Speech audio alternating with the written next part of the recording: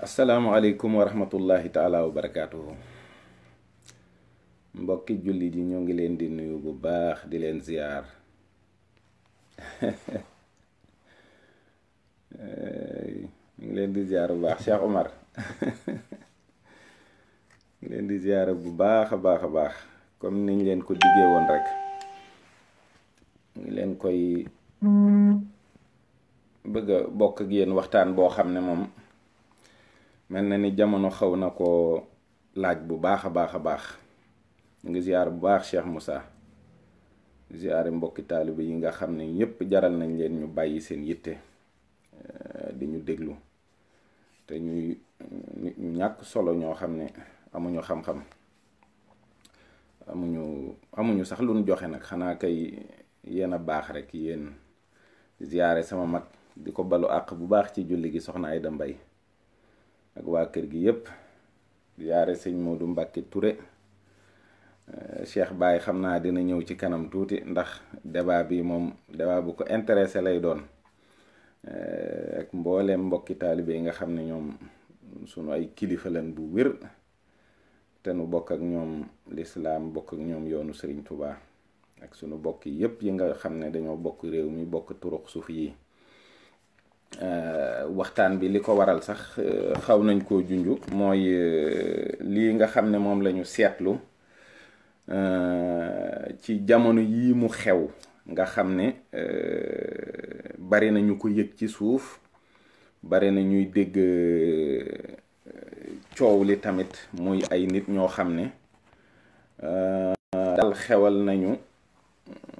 di saaga kilifa diine yi xewal nañu di ŋàññ lislaam ni muy doxee ci réew mi di ŋàññ waa réew mi di ŋàññ ñi nga xam ne moom lañu am bu jëkk sax nag dañ daan xaw a dégg tuuti léeg-léeg murit ak tiijaan séq waxtaanu doomi bàjjan tiijaan ak xaadir séq ko léeg-léeg ñu xamul seen dënn tàng waaye ñu gis ne loolu mi ngi wàññeeku mu am nag leneen lu juddu lu bees loo xam ni moo gën a dangereux gën a virulent muy ñiy woowee seen bopp ay wahabi wala wahabiste ak nuñ ko mën a tuddee rek muy phénomène boo xam ne liñ ci seetlu mooy ñàkk respect bu mat sëkk bu ñu jëmale ci kilifa diine yi Sénégal yi nag mboole seen di saaga yoo xam ne ëpp na sax ci diggante nit sax ak moroomum nitam rek waxuma la nag koo xam ne ku ñuy wormaal la moo tax nag ñu xool ba xam ñooñu doctrine bi ndax bu fekkee doctrine la boo xam ne xëy na dafa nekk loo xam ne wuute la sax ci wàllu xam-xam wuute nga xam ne lu bari la ci lislaam kii gisee nii ci gisee nii ñu bokk waxtaan wala ñu ne ñun de xam naa dégguwuñ ci point boobu waaye ñii dañu lay ŋàññi saaga la xas la génne la lislaam muy nekk loo xam ne nag lu doy waar la ñu topp ko nag nekk mbir moo xam ne topp nañu ko ba mu sori daanaka dafa mel ni sax xëy na waxtaan wi du ci xaj dëgg-dëgg dama ko sax yaakaar mais ak lu mën a xew pour tàmbali waxtaan bi rek Sénégal li ci ëpp ay jullit lañ yoo xam ne maanaam ci wàllu aqida dañuy wax ne ashari moom la ñu topp bu fekkee ci wàllu fiqh ñu ne ñoom imam Malik moom la ñu topp njàngaleem imam Malik kon bu nu àggee ci tariixa mu xaw a am wuute sax da ngay xam ne loolu ndax bu fekkee ci alquran la ñoo bokk riwaaya bi ñuy jàng bu fekkee ci wàllu xaqiida la ñoo bokk ashari bu fekkee ci wàllu fiqh la ñépp ñi ci ëpp imam Malik la ñuy attewoo léegi nag xaqiida ci boppam pour ñi nga xam ne ñoo jàng tubaab comme man mooy njàngale c'est l'enseignement de la théologie théologie boo toppee mot bi ci arab mooy ci tubaab c'est le raisonnement sur le divin mooy njàngale moo xam ne ci wàllu yàlla dafay nekk loo xam ne lu xel mën a nangu la, lu xel mën a leeral la ci doomu aadama bi ba mu xam ko. loolu nag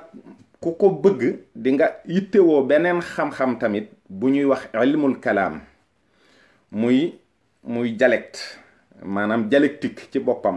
mën a wax, mën a jokkalante ay kàddu. loolu mooy li nga xam ne lu yaatu la nag, ëmb philosophie, ëmb xel, raisonnement, ëmb sagesse ak lépp loo xam ne ci wàllu xel ci lay dox. léegi nag boo xoolee Ash'ari ci boppam mi ngi gane àddina dëkk bu ñuy wax Basora ci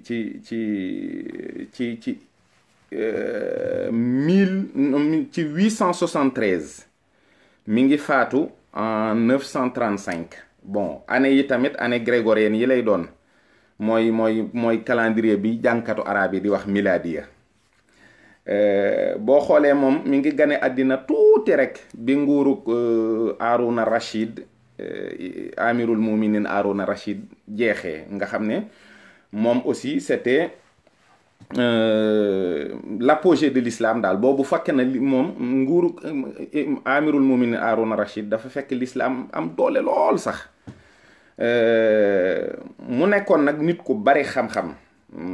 ndax bi mu jàngee yenn xam-xam yi Basora ba noppi dafa dem jàngi li ñuy wax ilmul kalaam, mooy li ñu doon wax léegi dialectique. jàng na philosophie, jàng na tamit lu ñuy wax mufaasir ak faaxiq la tamit daal, maanaam boroom xam-xamu fiqh la. jàng na dialectique, jàng na théologie, ba pare mu nekk koo xam ne bu fekkee ci wàllu sharia la imam Shafi ci lay attewoo, ci mazhabu imam Shafi la bokk. terme bi ñuy utiliser aussi di ko jëmale ci li ñuy wax salafisme ak wahhabisme dinañ ko leeral, ndax li jiitu mooy li ñuy wax salafu saalix, mooy ñi nga xam ne mooy mag ñu njëkk ña. loolu mooy ñi àndoon ak yonent bi ak taabixiin yi, mooy ñi nga xam ne les 2 premières générations yi topp ñi àndoon ak yonent bi. ñooñu moom lañu wax ne seen dundu diine ak seen njàng ak seen njàngale diine lépp dafa authentique, dara loo xam ne luñ ciy xebat mi ngi ci amul. kon képp koo xam ne moom yaa ngi roy ñooñu nga war a roy. te loolu nag boo xoolee école yi dafa am lu ñuy wax école yoo xam ne dañuy jàngale fiqh, mooy shariatul islam ni ñu ciy dundee, ni ñu koy doxalee. am école yoo xam ne dañuy jàngale xaqida tamit, mooy théologie, maanaam nit ki nan la war a gëmee yàlla, nan la war a jàppe yàlla ba bokkaale du ci am, lu mu warul a wax ci boroomam wala nu mu warul a jàppee boroomam, yépp dañ ko koy jàngal ba mu xam ko ba mu leer. école yi jàngale fiqh ñeent lañu,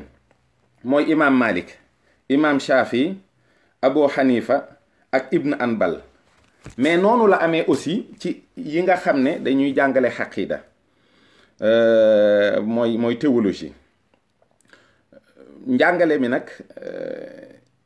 dafa am koo xam ne moom la ñuy wax imam Abu Mansour al Maturidi.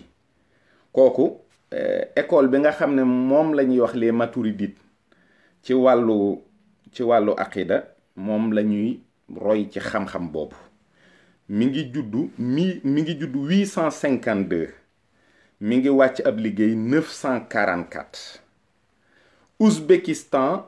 la juddoo, maanaam bu fekkee tamit ci wàllu sharia mi ngi àttewoo ci Hanifa. imam Ash'ari nag bokkoon na ci maturidi yi, maanaam moom xaqida boobu la toppoon, moom noonu la jàppee woon pas-pas boobu. ba noppi it ki ko yar nga xam ne baayu jiitleem la, pas-pas boobu la amoon te moo ko yar, moo bi mu nekkee Bagdad ci kooku la yaroo. mooy ku ñuy wax Muhammad al Jubbayi. fondement école boobu nag maanaam dañuy wax ni lu xel nangu, xel mu sell lépp lu mu nangu rek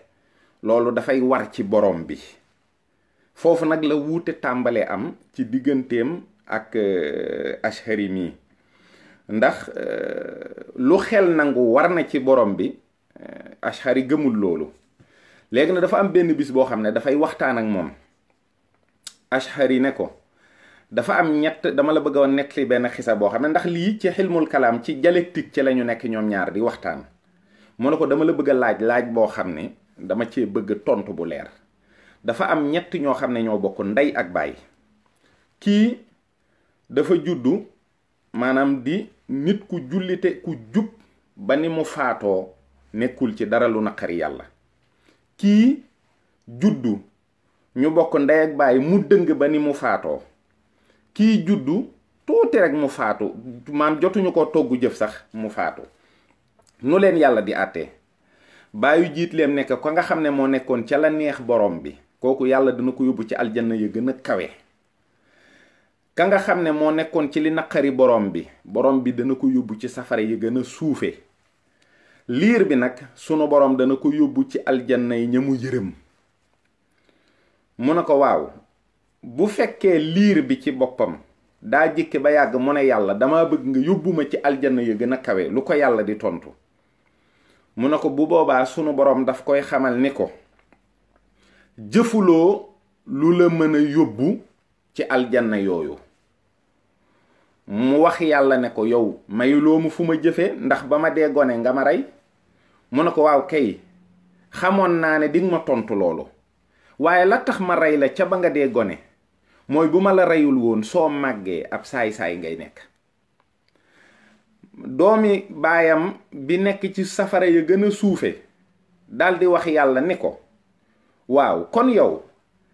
ni nga xamee sama mbiru rakk ji xam ne bu màggoon dana saay-saay, noonu nga xamee sama mbir? yàlla ne ko dara umpuma ko. mu ne ko kon bu fekkee moom xool nga njariñam ba rey ko ca ba mu dee ndaw, lu tax man xooluloo sama njariñ ba rey ma ca ba ma dee ndaw, man it ma mën a dem aljanna, donte aljanna yi ñu nga yërëm lay doon. foofu nag nijaay ji amatul tontu, mu jaaxle. nee na ba mu xëyee dafa ñëw daldi simmi mbubbam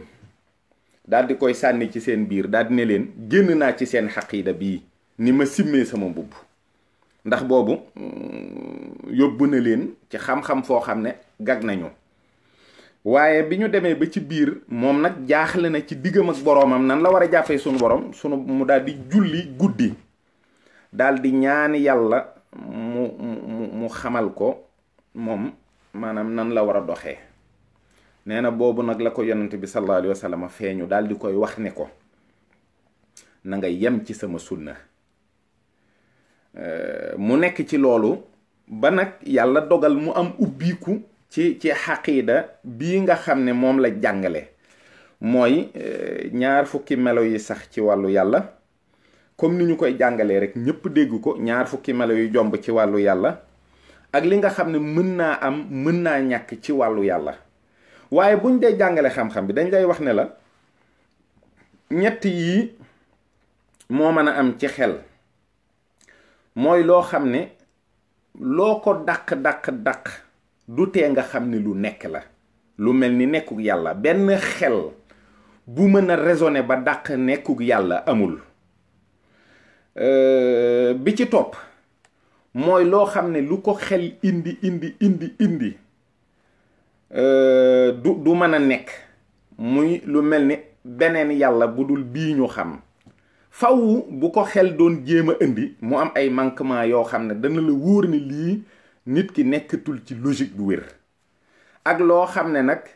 mën naa am mën naa ñàkk. ñett yooyu rek ci la xel di dox. maanaam xel mën ngaa wax nit dara mu nangu ko parce que xelam nangu na loolu. am loo xam ne xel nanguwu ko, am loo xam ne mën na ñàkk. ba pare ñu wax la ne yàlla ci boppam du jëmm du melo. parce que bu fekkoon ne jëmm la dafay aajowoo di nga ko mën a décrire en fait. bu jëmm xesee ba am rek di nga mën a ne jëmm ji nii la mel. bu fekkente ne du jëmm du melo lii tax ñu ne la du melo itam mooy bu fekkee yàlla melo la dina aajowoo takk ci jëmm te yàlla du soxla dara. maanaam loolu nag moom lañ koy ubbee ba nga xam ne yow après sa xel du mën a jàpp yàlla ne am na forme wala am na nangam wala am na nangam. mu door la wax nag ni la yàlla moo jiitu mooy li ñuy wax al wujudun al qidamun al baqa al muxaalafatul xalq al qiyaamu bi nafs al wahdaniya al qudratu al irada al ilmu al xayun al samhun al basar al kalaam al qaadir al murid al aalimu al xayaatun al samihun al basirun al mutakallim. maanaam duñ dugg sax ci détails yi parce que mën na am day gudd. mooy ñaar fukki melo yi sax ci wàllu yàlla. ñoom it seeni safaan mooy ñaar fukki melo yu jomb ci wàllu yàlla. mooy li ko tàmbalee ci alxadamu alxuduusun ba al abkama. maanaam ñaar fukki melo la yoo xam ne itam ñoo jomb ci wàllu yàlla.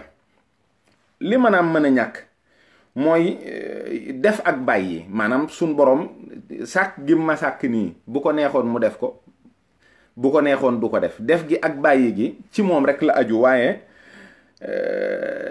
bind bi mu bind nit ñi nii wax ne ñi may jaamu dinaa leen teral, ñi nga xam ne dañ may mooy dinaa leen buggal, loolu itam nekkul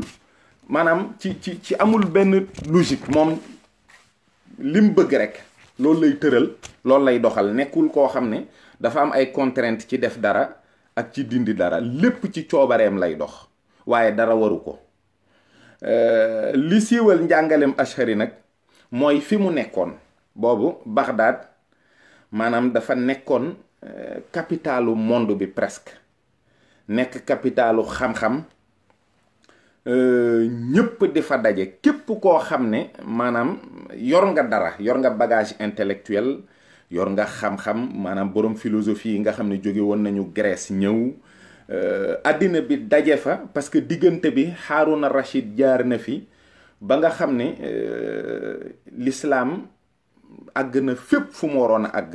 ba ñu dem ba yooyu taxaw. mais teewul Bagdad c'était la capitale de la science, c'était la capitale de la connaissance, des lumières, lépp fa la nekkoon. ba tey maanaam loolu meloo Bagdad la woon. ba pare Shafi yi ak Malikid yi ak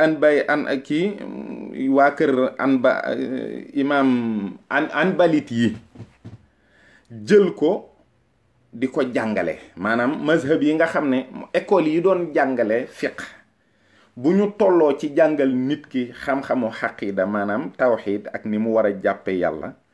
boobu njàngaleem Ashari la ñuy jàngale ci lu amul benn werante. jàpp ne moo gën a dëppoo ak li ñu doon wax léegi salafu saalix, muy jàngale mag ñi nga xam ne ñu sës ci yonent bi sallallahu alayhi wa sallam ak ñi àndoon ak moom. loolu mooy dox ba agsi ci ku ñuy wax Ibn Taymiya bu fekkee ci Anbalit yi la. moom aussi dinañu ñëw ci yaatal mbiram ndax problème yu bari ci la jóge. mais boo xoolee maanaam Ashari yi presque boroom xam-xam yu mag yi ñuy dégg ñépp moom lañu. mooy imam Xasali, imam Xusayri, Suyuti, An-Nabawi, ibn Hajar ak ñu bari ñoo xam ne daanaka mënoo leen sax boole di lim ñoom ñépp. mais daal l'essentiel ci ñi nga xam ne ay boroom xam-xam lañu ci ay jamono ak génération yu baree bari njàngaleem moom la ñu doon jàngale. moo tax weddi ko dafay xaw a génnee bu fekkee mbooloom l'islam la. maanaam boo ko weddee peut-être 80% des musulmans da nga leen di daal di génnee l'islam. bu fekkee dem nga ba mu wóor la ni lii moom jàpp nga ne du xam-xam bu wér, ñoo ñëpp dañuy génn l'islam. maanaam bu fekkee mu'tazil la, ñoom dañuy jàpp ne xel moo sut téere bi. maanaam li nga xam ne moom li ñuy wax raisonnement moo sut téere bi. waaye Ashari dafa wax ne xel, raisonnement ci boppam li mu mën mooy argument yi nga xam ne ñoo nekk ci téere yàlla bi ak li nga xam ne moo nekk ci ci addis yi loolu bu fekkee nit ki xaakim la boroom xel mu rafet la loolu day permettre nit ki mu mën ko leeral mu mën ko étayer maanaam ñoom li ñuy tere yépp maanaam taawil toog waxtaan ak nit parce que ñépp gëmuñu yàlla am na ñoo xam ne xam-xam bu bari lañu yor te dañuy ñëw maanaam laaj la loo xam ne bu fekkee ne amuloo loo ko leeralee bu yàqul sa ngëm it ñi nga xam ne da nga bëggoon ñu dugg ci lislaam wala ñu topp diine yont yàlla Muhammad ci yooyu jamono duñ dugg ci lislaam parce que jamono jooju loolu la tolloo lool la laaj raisonnement ak nit ñi ci boppam di xalaat di poser wu ay question ak di dem ci boroom xam-xam yi di leen ko laaj kon bu fekkee da nga sukkandiku ci loolu jël jullit ñépp génnee leen ci lislaam parce que am nañu ay réponses yu ñuy apporter ci benn période ci ay laaj yoo xam ne ñi koy laaj ay jullit lañu waaye ñenn ñi duñu ay jullit te ay boroom xam-xam lañuy de renommée internationale ci yooyu jamono da ngay daal di génnee jullit ñépp ci lislaam kon day mel ni ñooñu li ñu liggéeyaloon lislaam lépp dafay nul te xel maanaam la nga xam ne alquran moom indi na ko bu sa xel xesee ba rafet rek da nga koy dal di mën a gaaw a gëm waaye boo ci xalaatee tuuti da nga koy daal di mën a leeral ki nga xam ne moom yitte woon na xam-xam bi dina gëm nii am na ñoo xam ne gëm nañu yàlla ndax leeru ngëm sunu borom moo koy def ci ku ko soob waaye xamuñu te yàlla dafa am diine am kon bu fekkee nit ki yàlla moomu mu gëm yow dajji nga ngëmam ci yàlla dootul mën a topp diine kon boroom xel yi boroom xam-xam yi ñi nga xam ne ñooy ñi toog di xalaat ak di gëstu téere bi ak di toppatoo mbirum yàlla ñooñu defe naa fonk leen ak jàpp leen ak màggal leen la leen jullit ñi ameel waaw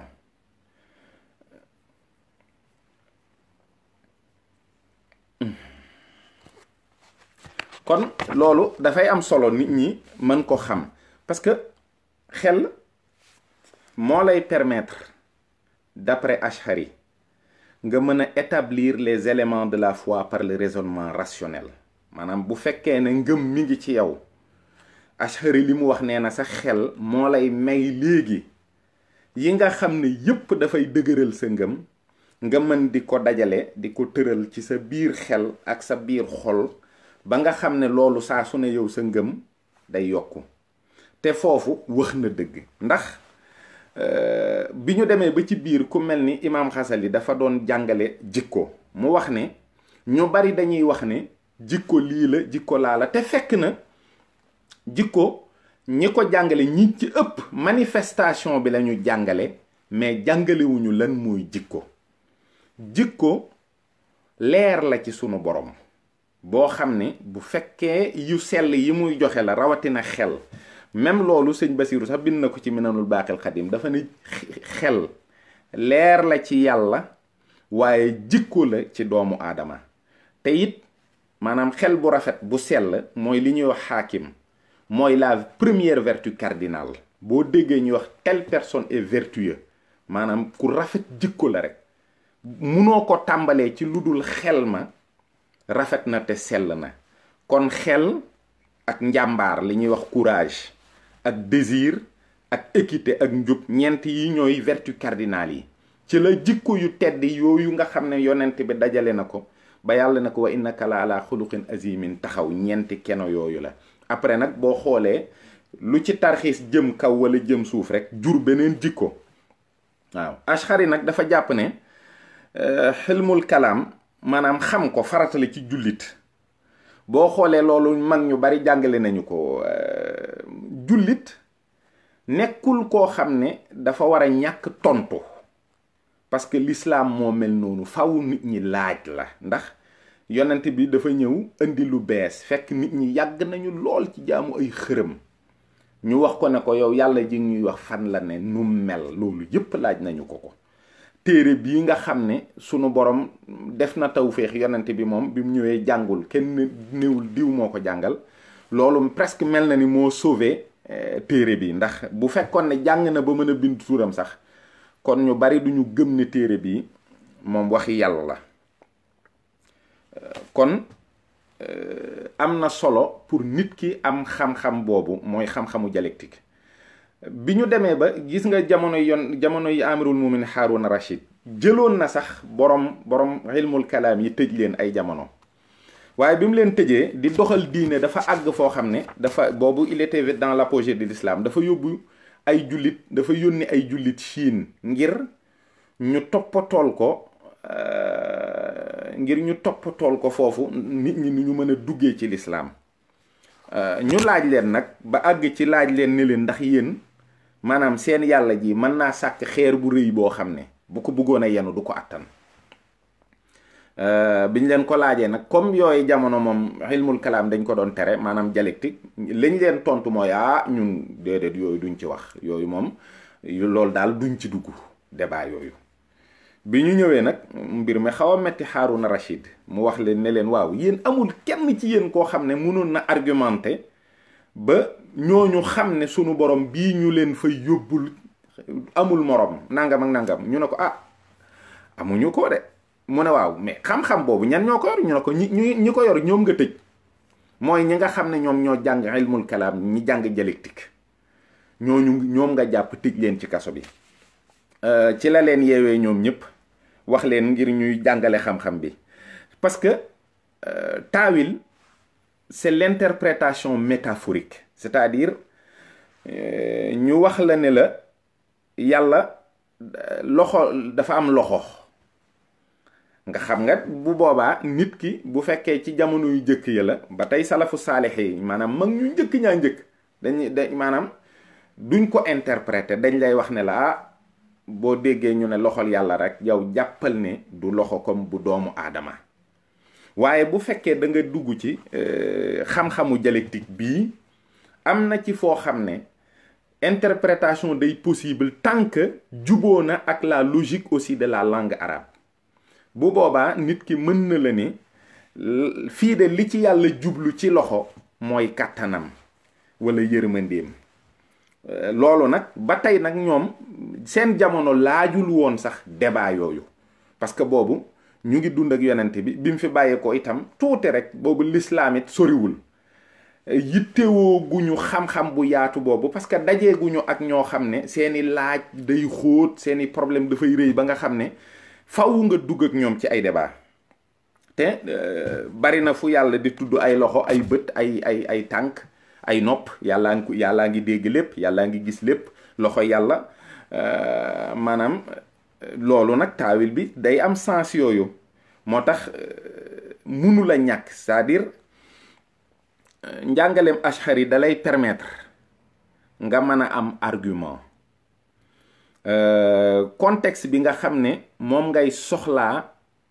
pour waxtaan ak nit ki ci li mu lay laaj nga mën ci indi argumentation bu leer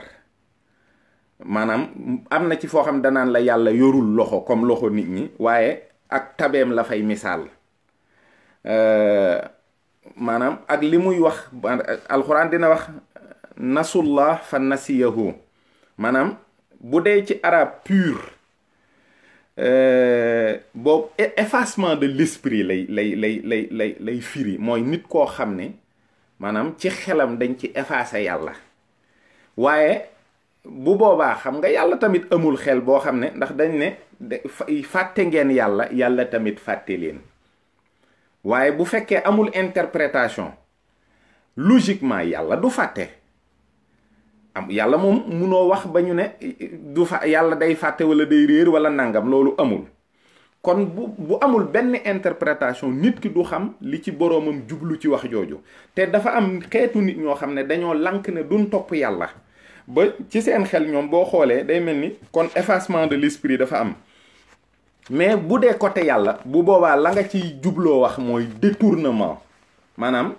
ñoom dañoo dëddu sunu borom it daal di leen dëddu waaye du nekk ne yàlla daf leen a fàtte wala wasbir li xukmi rabbika fa innaka bi ahyunina maanaam na nga muñ sunu ay nattu ci dal ci teey te xam ne yàlla mi ngi lay gis maanaam fa innaka bi ahyunina littéralement en arabe dafay signifier ne yow yaa ngi ci biir bëtu yàlla. kon ba tey boo ko xoolee dans la logique littéraire da nga koy mën a interpréter parce que yàlla amul bët ba kenn di dugg ci biir bëtam waaye sunu boroom rek dafay xamal yonent bi foofu ne ko xam naa sa mbir dara umpuma waaye nag bu fekkee amul benn interprétation bu yàggee dafay jaxase nit ki du xam waaw. wala inna allazina yubayyi'unaka innama yubayyi'una allah yadullah fawqa aydihim bi saaba yi di jébbulu ci yonent bi Udaybiya yàlla dane bu ngeen tàllalee seen loxo mu tàllal ay loxom man yàlla samay loxo moo mi ngi tiim seeni loxo wala mi ngi ci seen ron loxo ana loxo yàlla amul. bu boobaa loolu doo ko mën a jàppee loxo yoo xam dañ koy teg ci ay loxo doomu aadama. kon foofu il faut tamit ilmul kalaam intervenir fa bu fekkee nit ki dem na ba laaj la mais yàlla loolu nu mu ko mën a nàngamee mu am une interprétation. ñoom ñëpp nag bu école yi jàngale xaqiida ak jàngale charia yëpp li ñu jàngale ci diine itam mooy ñetti façon yi nga xam ne moom la nit ki di nekkee ci lislaam mooy mu wax ne ab jullit la mu def shahaada. xol bi itam ci la tawxiid nekk mais xol kenn amu ci kenn jotewu ci ak jëf ji rek mooy li nga xam ne moo koy màndargaal mooy li sëñ Tuubaa wax ne maanaam bu fekkee nit ki dafa ne gëm na yàlla ciw làmmiñam xol ba itam doo ca mën a jote waaye nag toolub lislaam ba mooy jëf ya ca ngay xamee ne kii la mu waxoon ci làmmiñam mi ngi ci xolam ndax ay cëram ñu ngi koy jëfe waaw. maanaam jëfi yàlla tamit ba tey ci njàngale mi moom day wax ne jëfi yàlla du am illa maanaam du am motif dara du tax yàlla jékki-jékki rek lii am mu sàkkalee bëgg-bëggam namm-namam rek ak kàttanam ci lay jëfe ba pare itam effet causalité ci création amul. effet causalité mooy bu safara amee rek boo ko laalee mu lakk la déedéet yàlla moo sàkk safara te pourtant am na safara soo xam ne biñ ci dugalee Seydina Ibrahim lakk ko kon lay lakke ci safara kattanug yàlla lay doon ak coobareem. nit dara mën naa dal ci kaw nit nga jàpp ne logiquement dafa war a am douleur parce que loolu bu dalee ci kawam rek day daal di am douleur te douleur tamit beneen mbir la moo xam ne yàlla moo koy sàkk jublu nit ki am ko nekkul causalité moo am ci biir mbir yi boo xesee ba laal safara rek da ngay lakk yàlla bu jubloo nga lakk day fexe ba nga laal safara autoriser safara yi si tam maanaam def ca kattan gu mu lakkee waaye safara ci boppam rek amul initiative bu mën a lakk wala safara nekkul rek que boo ko gisee rek léegi day lakkee safara am mënalul boppam dara mbindeef la comme ñëpp munul jékki-jékki wala mu am initiative wala muy def dara amul lu dul ci coobarey sunu borom. li ëpp nag ci ginnaaw borom xam-xam yi lii dañ koo dëggal ci la ñu nekk ba mu am borom xam-xam bu ñuy wax as-Sanusi imaam Muhammad ibn Yusuf moo bind ummul barahin maanaam mooy moom Sanusi mooy fa mu dëkk rek moom la ñuy wax tout le temps mais imaam Muhammad ibn Yusuf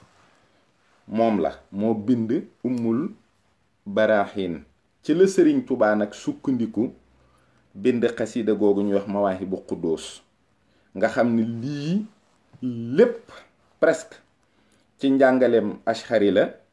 ci nii la doxee mu nekk xam-xam boo xam ne it xam-xam bu Sëriñ Tubaa fonk la xam-xam bu Sëriñ Tubaa màggal la dafa wax sax ni moom rekk mooy xam-xam bi doy maanaam nit ki bu xesee ba am xam-xamu tawxiid bu xesee ba xam ni muy jàppee boroomam donte yeneen xam-xam yi manqué na ko sax dafa war a jàpp rekk ni am na xam-xam bu doy parce que xam-xamu tawxiid bii moo toll noonu ci sunu borom. parce que tamit bu amee problème bu nit ki xamul ni muy jàppee boromam li muy jaamu mën na ànd ak shirk mën na ànd ak lu ne mais bu fekkee nit ki moom wóor na ko ni nii mu jàppee boromam du ko bokkaale du ko yemale du ko melal du ko misaal du ko nangam loolu dafay nekk loo xam ne dëgg-dëgg lu doy a doy la. lii nag daanaka mën naa wax ni ci la lislaam di dox ba mu am bis bu ñuy wax le 29 janvier Mongolie Mongolie ci boppam attaqué Bagdad 1258 nga xam ne du 29 janvier au 10 février dañoo assiégé Bagdad. ñoo ngi àndoon ak buur bu ñuy wax Hugalu Xaan kooku surtout Jengis Xaan la mooy buur boobu nga xam ne moom daanaka tojoon na àdduna but ba but mi ngi daje woon ak ku ñuy wax al Mustasim ñu xeex bu metti Mongol yi gañe jullit ñi rey ci 90 000 personnes. ci yooyu jamono boobu ils ont mis la ville à sac lépp lañ jël yàq lépp yàq bibliothèque yaag lakk dëkk baag taal lépp daanaka ca la xilaafa abbasi yi jeexee sax nga xam ne dañoo mujj am statut religieux rek mais maanaam ci wàllu nguur yiñ daan yor moom ca la jeexee faw ca la nag ku ñuy wax Taqiyad-Din Ahmad ibn Taymiya gane àddina mi ngi gane àddina en 1263 ci contexte historique bii ci la gane àddina ci dëkk bu ñuy wax Harran en Turquie moom kurde la ci mazhabu Anbal tamit ci lay attewoo ku jàng xaqida la ak fiqh ak fatwa maanaam li ñuy wax mufti mooy ñi nga xam ne léeg-léeg ay situation dina tax ñu yëkkati seeni kàddu ndax nit ñi bàyyi guñ leen bàyyi xel ak déglu guñ leen di déglu jàng histoire jàng économie jàng langue nekkoon koo xam ne itam poète la woon nekk sociologue moom nag moom it bi contexte historique bi mu juddoo dafa fekk mamluk yi mooy esclave Égypte yu jëkk ya di xeex ak mongol yi nga xam ne xeex bi moom dara dakkalu ko ci lañu ne guddi ak bëccëg moom nag mu dal di jóg bëgg dal di ne léegi day organiser jihad boo xam ne mi ngi koy organiser contre les mongols parce que dafa ne mongols yi ñoom ay mécréants lañu gëmuñu l'islam li ko wuutale ak yeneen boroom xam-xam yi mooy il était formel sur ses positions c'est-à-dire moom bu nee lii la day wax ne loolu rekk la waaye lu keneen wax doxul dafa maanaam li tubaab di wax excès de zèle mu ay taawil ak ay ilmul kalaam ak yooyu yëpp pour moom daal loolu amul li am daal mooy salafu saalixee nañ meloon nga xam ne ñoom contexte bañ nekkoon nee na nañ fa dellu maanaam ay 632 640 650 660 maanaam foofu daal la wax ne fa lañu war a nekk rek waruñu faa jóge dara warul tax xam-xam bi puus lii warul yokku lii warul wàññeeku kenn warul tawil lii kenn warul wax loxo yàlla kenn warul wax tànku yàlla nii la mel lii la ci yàlla jublu wala nangam mais moom interprétation bi mu amoon ci xaqida nekkul aussi lu mu daan imposer par l'épée xeexul pour xeex ak jullit ñi rey leen pour wax leen ne leen nii ngeen di jàppe yàlla wala ma rey leen waxu ko waaye daal ñii moom génne na leen ci lislaam maanaam takfiir moom moo ko jëkk def moo daan def gaa yi moom koo xam ne moom danaan moom mooy wax ne salafu saalixi nii la ñu gisee diine ku ko giseewul nii bokkoo ci diine moom la tubaab yi di wax léegi le takfirisme c'est-à-dire le fait de sortir les gens de l'islam donc opposition à la méthodologie ashari moom da koo def ba mu sap amul taawil maanaam amul interprétation amul ilmul kalaam du woon tamit ku ubbeeku ci philosophie, c'est-à-dire moom moo tax xam naa mu teel a, parce que philosophie dafa nekk xam-xam bu raglu ci koo xam ne dafa tëju ci benn affaire rek ne lii la. Nitu philosophie dañoo mën a laaj ay laaj yu saf, moo tax maanaam philosophie la jëkk a wax ne maanaam xam-xamu falsafa moom képp koo xam ne yaa ngi ko yor di ko doxal ci l'islam yaa ngi ci biti, man lay génne l'islam moom carrément, moom sañ-sañ boobu moom xaw ma fu mu ko jëlee, waaye moom dalay génne l'islam. ak mu'tazilit yi, maanaam li ñuy wax les dialecticiens, ñi nga xam ne ñoom ñoo jëkk a jàngale xam-xamu ilmul kalaam bi, ñoom it da leen a génne parce que loolu dañ koy tere. mutaaridit yi nga xam ne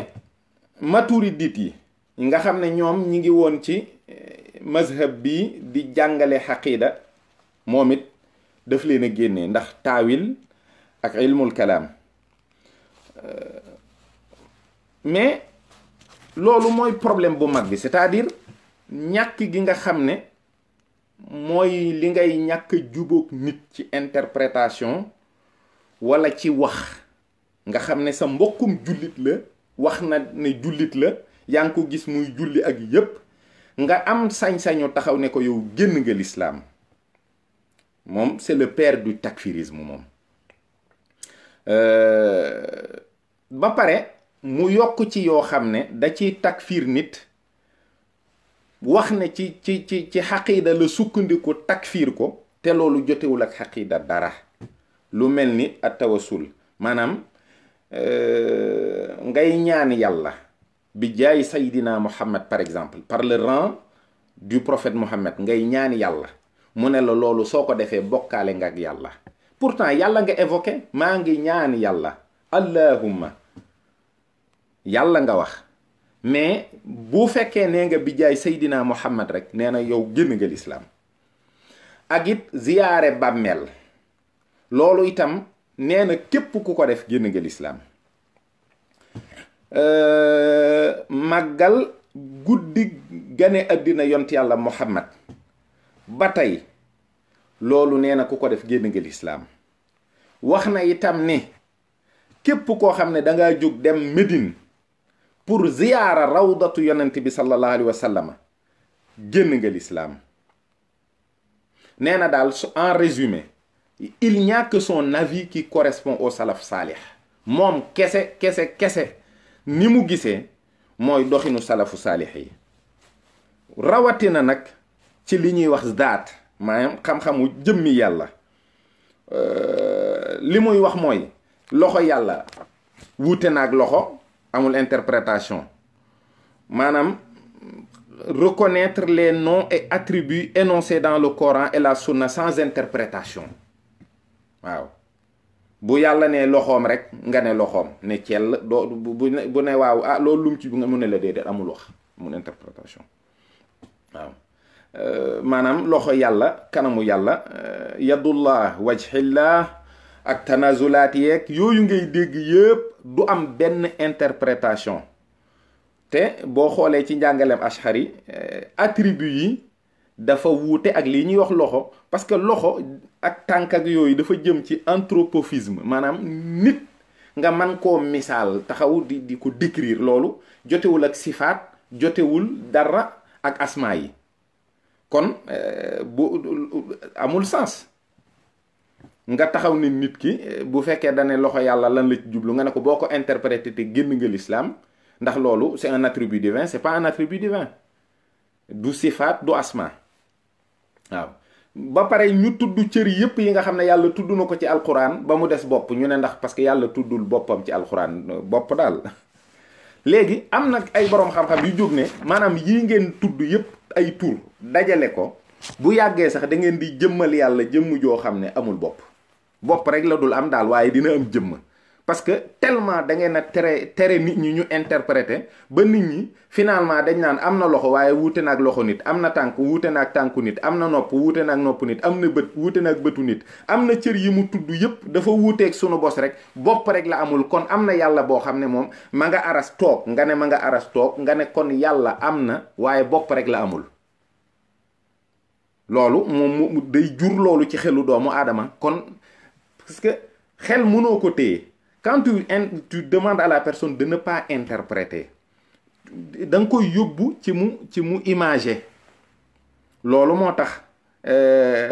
foofu la Ibn Taymiya wuuteeg ñëpp. Ba pare nag il s'est acharné sur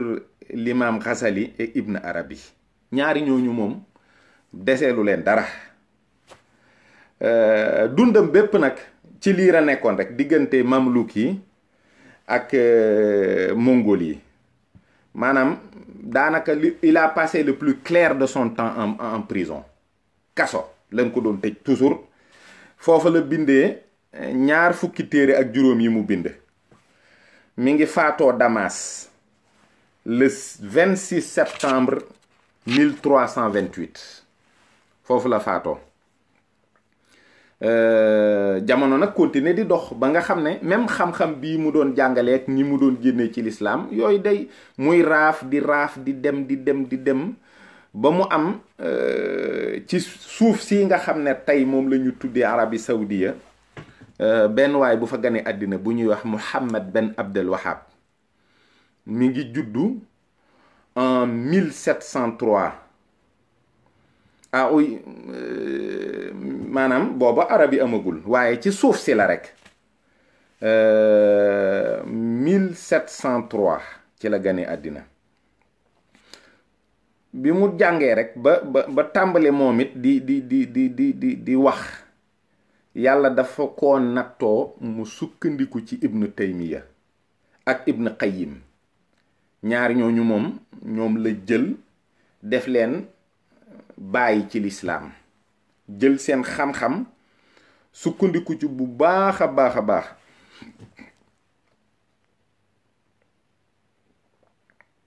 Lenn rek la wuuteeg ñoom mooy maanaam bi mu jógee di wax ñi nga xam ne ñooy ay bokkam dañ ko daldi commencer di ko persécuter. Dañ ko persécuter, dàq ko, yàgg ko humilier, yàgg ko torturer ba mu aigri daal nekk nit koo xam ne xol bi dafa jeex takk rek nit ku mer. Maanaam mu jël nag jaasi 1744 Ben Abdel Wahab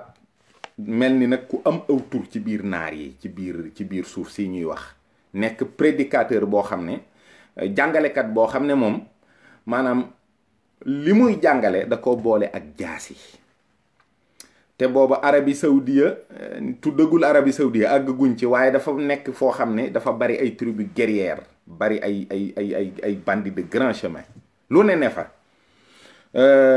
Amit ay nit yàlla yu fa ne ñuy dund soufisme nga xam ne ñooñu boo leen woowee ci ay jaaseeg ay rayanteeg yooyu ñu ne la yoon wii doxalatul l'islam, yëf yi demeetul nii. Donc mu dem nag gise ak benn waay boo xam ne mu ngi tudd al Saoud al Kabir. Nekkoon Mohammed al Saoud al Kabir, maanaam moom it amoon tribu guerrière boo xam ne bu ñu xawoon a ragal la ci biir naar yi. Ñu waxtaan ngir jóg xeex fondé benn état boo xam ne dañ cee signé pacte ñoom ñaar. Le pacte a été signé, mi ngi fii ñu publier au musée d'Istanbul. Donc c'est un document boo xam ne léegi ça a été déclassifié et tout, ku dem musée Istanbul di nga ko fa gis. Benn clause bu ñu signé, la guerre aux Ottomans, les Turcs. Ñaareelu clause, la guerre au soufisme. Ñetteelu clause, le partage du pouvoir en 3 points. Maanaam ñi nga xam ne ñooy al Saoud yi ak Ben Abdel Wahab liñ juboo mooy buñ jógee dana dal ci kaw Turquie yi xeex ak ñoom, ndax l'empire ottoman moom ñoom la quoi, mais ba mu yaatu dananu dal ci kaw itam ñi nga xam ne ay suufiwu lañu ci biir l'islam. Bi ko ñetteel nag mooy suuf si nga xam ne ñu ngi xeex ngir dajale tribu yi buñ paree nii lañu koy doxale mooy ñi nga xam ne ñoom ñooy ay al saoudi yi ñooy yor ce qu'on appelle les missions régaliennes mooy défense économie relation internationale al saoudi yi loolu la ñuy yor al cheikh yi mooy famille bii nga xam ne mooy Ben Abdel Wahab mooy yor diine ji yor àtte bi yor njàngale mi ak li ñuy wax police des mœurs maanaam ñiy toppatoo mbiri jikko yeeg yooyu. S'ouvrir au monde extérieur bokkul ci seen programme tudduñu ko fenn ci clause yi ñu signé maanaam xeex ak yéefar yi ba dugal leen ci lislaam bokkul. amul beneen clause bu bokk ci lii ñu signé lu dul ñett yi ma wax xeex ottoman yi xeex sufi yi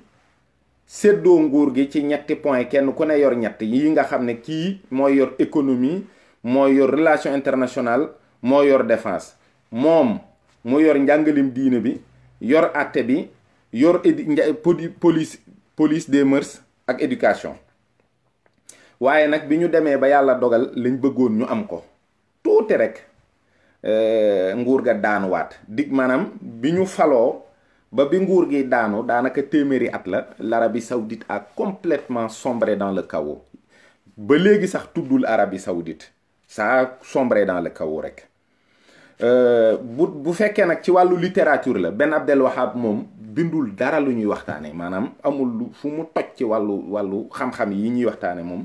tu ne trouveras pas ses œuvres dans le monde muy nekk loo xam ne c'est des références il a rien fait sur ça jaaseem daal la yor dooleem ju bari ànd ak ay bokkam ñuy rey nit ñi kon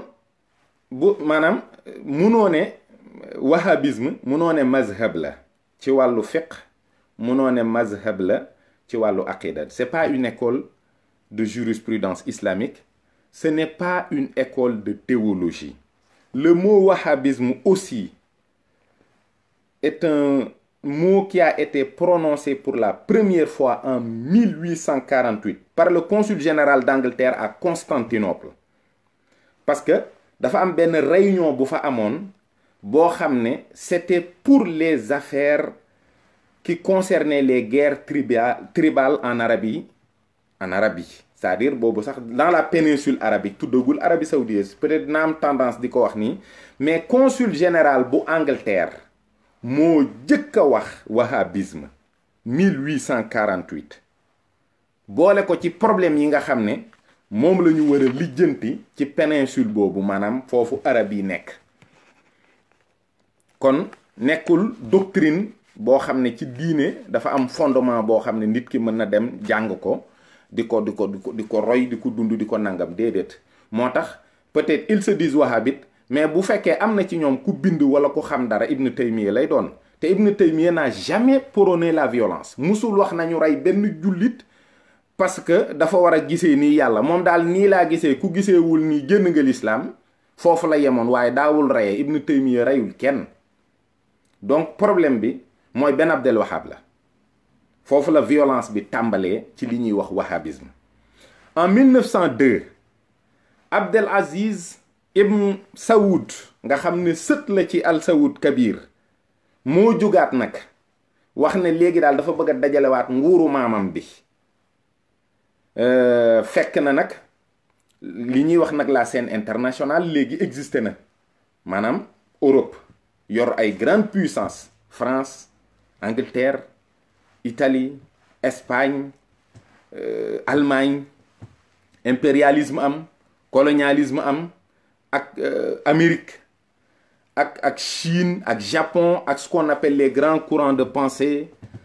loolu lépp am na ci àddina bi waaye Moyen-Orient moom dëkki arab yi ba léegi amagul dara lu am bopp lu fa am dara amagul donc ba ñoom fi mu ne nii ñi ngi woon ci problème mu tribu yooyu li fa amoon mooy ay tribu rek ak désert bu bari ak loo xam ne tamit mooy jeexiti diine ya fa ne ak soufisme ak kaaba ga nga xam ne tamit nekkul ci benn république amu fa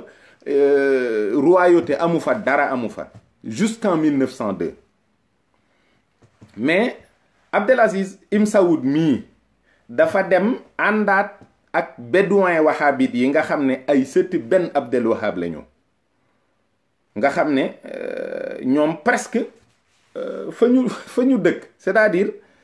800 ans yoo xam ne daanaka ils sont isolés dans un coin de l'Arabie. ñoom guddi ak bëccëg képp lañu xam, xamuñu leneen, demuñu dikkuñu gisuñu dara ci àddina bi. te it wenn melo lañ, c'est-à-dire da ngay ànd ak ñoom wala boo àndul ak ñoom ñu rey la. même musicalement, musique ci wàllu musique seen instrument de musique bi benn corde la amoon, nga xam ne ñooñu moom bari maanaam bari wuñ, amul xonq ñuul vert, déedéet benn la, bii lay doon wala bu ko doonul ñu xeex. c'est loolu moo nekk ci seen nature, c'est ça qu'ils ont dans les gènes, loolu mooy seen deret. donc mooy ixwaan yi mu ànd ak ñoom ba 1926 ci la ñu jot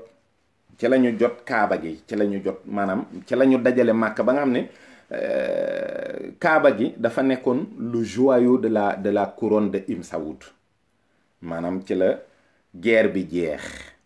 mais ixwaan yi mooy li ma doon wax léegi, ils sont incontrôlables, donc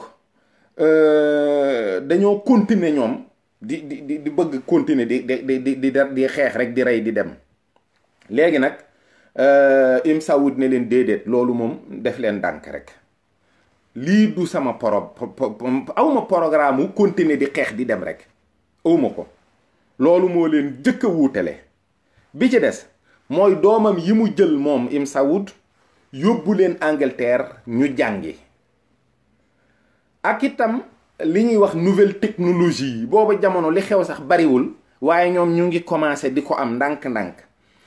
ixwaan yi ne lii moom du dugg ci dëkk bi, maanaam du bokk ci li ñu, mooy li ma wax rek, bokkuñ ci li ñu xam, donc ku ko fi dugal rek génn nga lislaam. waaw léegi nag foofu la beneen élément bu bees nag duggee ci histoire bi, mooy li ñuy wax ulama yi ak seen fatwa yi. parce que Ibn Saoud mënul jékki-jékki rek jug di xeex ak jullit ñi ñoo xam ne ixwaan yi même bu fekkee d'accordatul ak ñoom politiquement, mënta jóg rek dal seen kaw. mu dal di dajale ulama yi nag ne leen nag siñ bi waxtaan leen nag, ñu xool ñii nan la ñuy def seen problème yi, parce que ñii ku leen seetaan it lii du wëy. léegi nag ñu daal di koy defal fatwa nag foofu loolu c'est la première fatwa en 1927, c'est-à-dire foofu le ulama yi commencé di jouer un rôle dans la géopolitique de l'Arabie saoudite. ci la ñu ko jox ndigal ne ko mën ngaa dal ci kawam, tu peux les éradiquer. mu xeex ak ñoom, duma leen, rey ca ñu bari, waaye jeexalu leen tàkk. donc c'est un phénomène qui n'est pas éradiqué, day day ami jeexit. waaw te it am na yeneen objectif yoo xam ne itam ca dañ caa xuloo, moo tax problème bi am. mooy 1932 déjà Ibn Saoud ci la créé dëkk bi, moom li ñuy wax le royaume d'Arabie saoudite. tuddeewu ko l'islam, tuddeewu ko yonent bi, tuddeewu ko Seydina Ababakar, te tuddeewu ko Seydina Omar, tuddeewu ko Seydina Ousmane, tuddeewu ko Seydina Ali, baayam la ko tuddee, maamam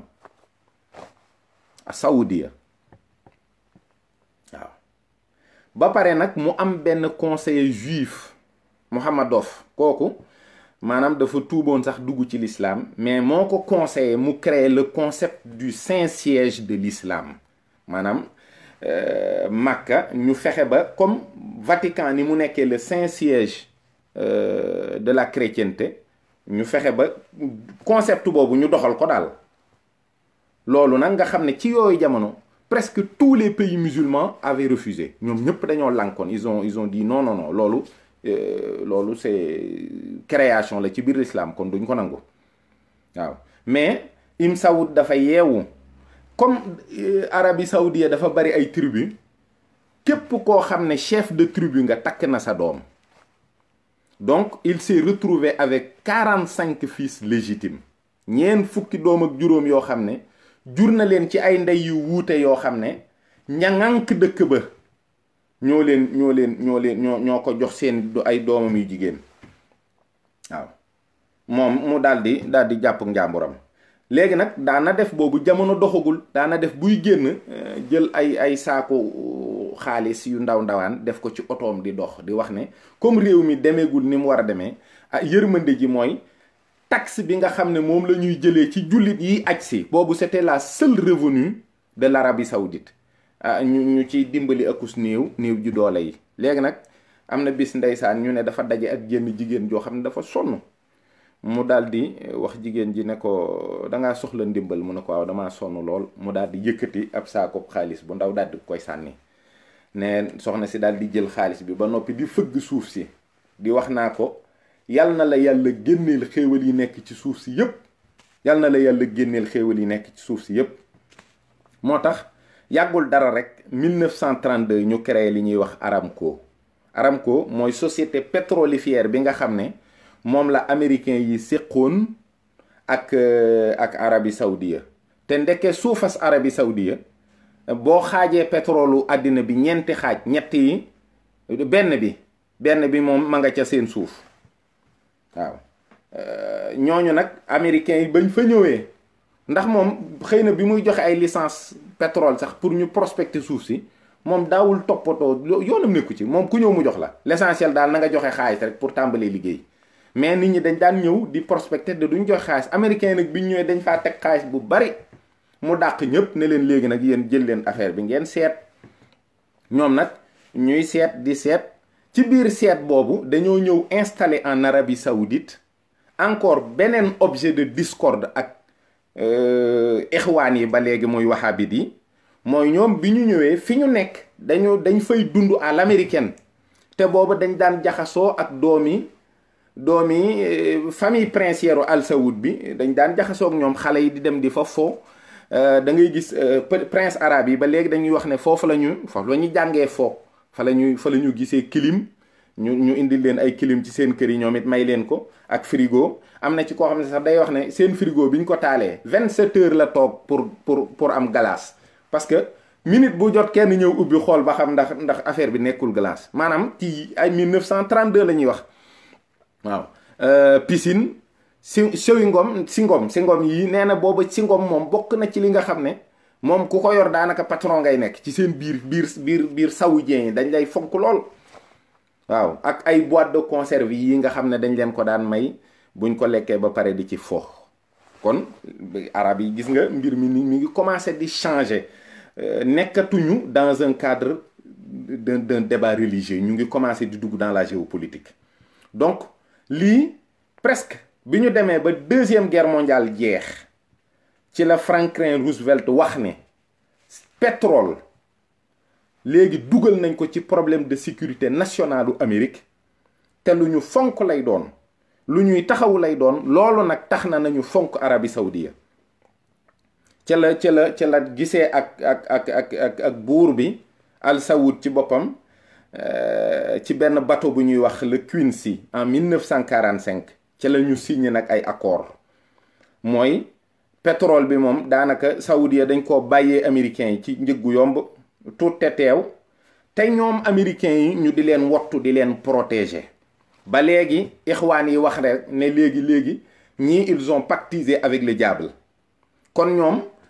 ba léegi ay intérêt géopolitique la ñuy xool fi mu ne nii. génn nañ l'islam bu yàgg de, bu ngeen ko seetloo. là on est dans la géopolitique. ba pare it mu am beneen affaire, mooy américains yi dañoo signé ak saoudiens yi lu leen may ñu am une base militaire là-bas. te fu ñu am base militaire, dund américain lañ fay dund, tux ak naan ak njaaloo daf fay am, ndax terewuñu ko. ak problème mu israélo-palestinien bi, ndax Roosevelt dafa wax Al Saoud ne ko, ndeysaan Al Saoud da nga koy tooñ sax naan ko yow day man sa fauteuil roulant bi daf maa neex lool, ndax yaa ngi nii toog jàpp sa njàmbur. Roosevelt dafa la fañ. mu ne ko te man dox daf maa jafe lool, boobu moom il faisait 2 mètres. mu ne ko am naa ci ñaar, dinaa la may benn bi. ci la Al Saoud commencé di toog ci fauteuil roulant. boobu mën naa dox, waaye xam nga buur rek buur daal buur la. mu wax ko ne ko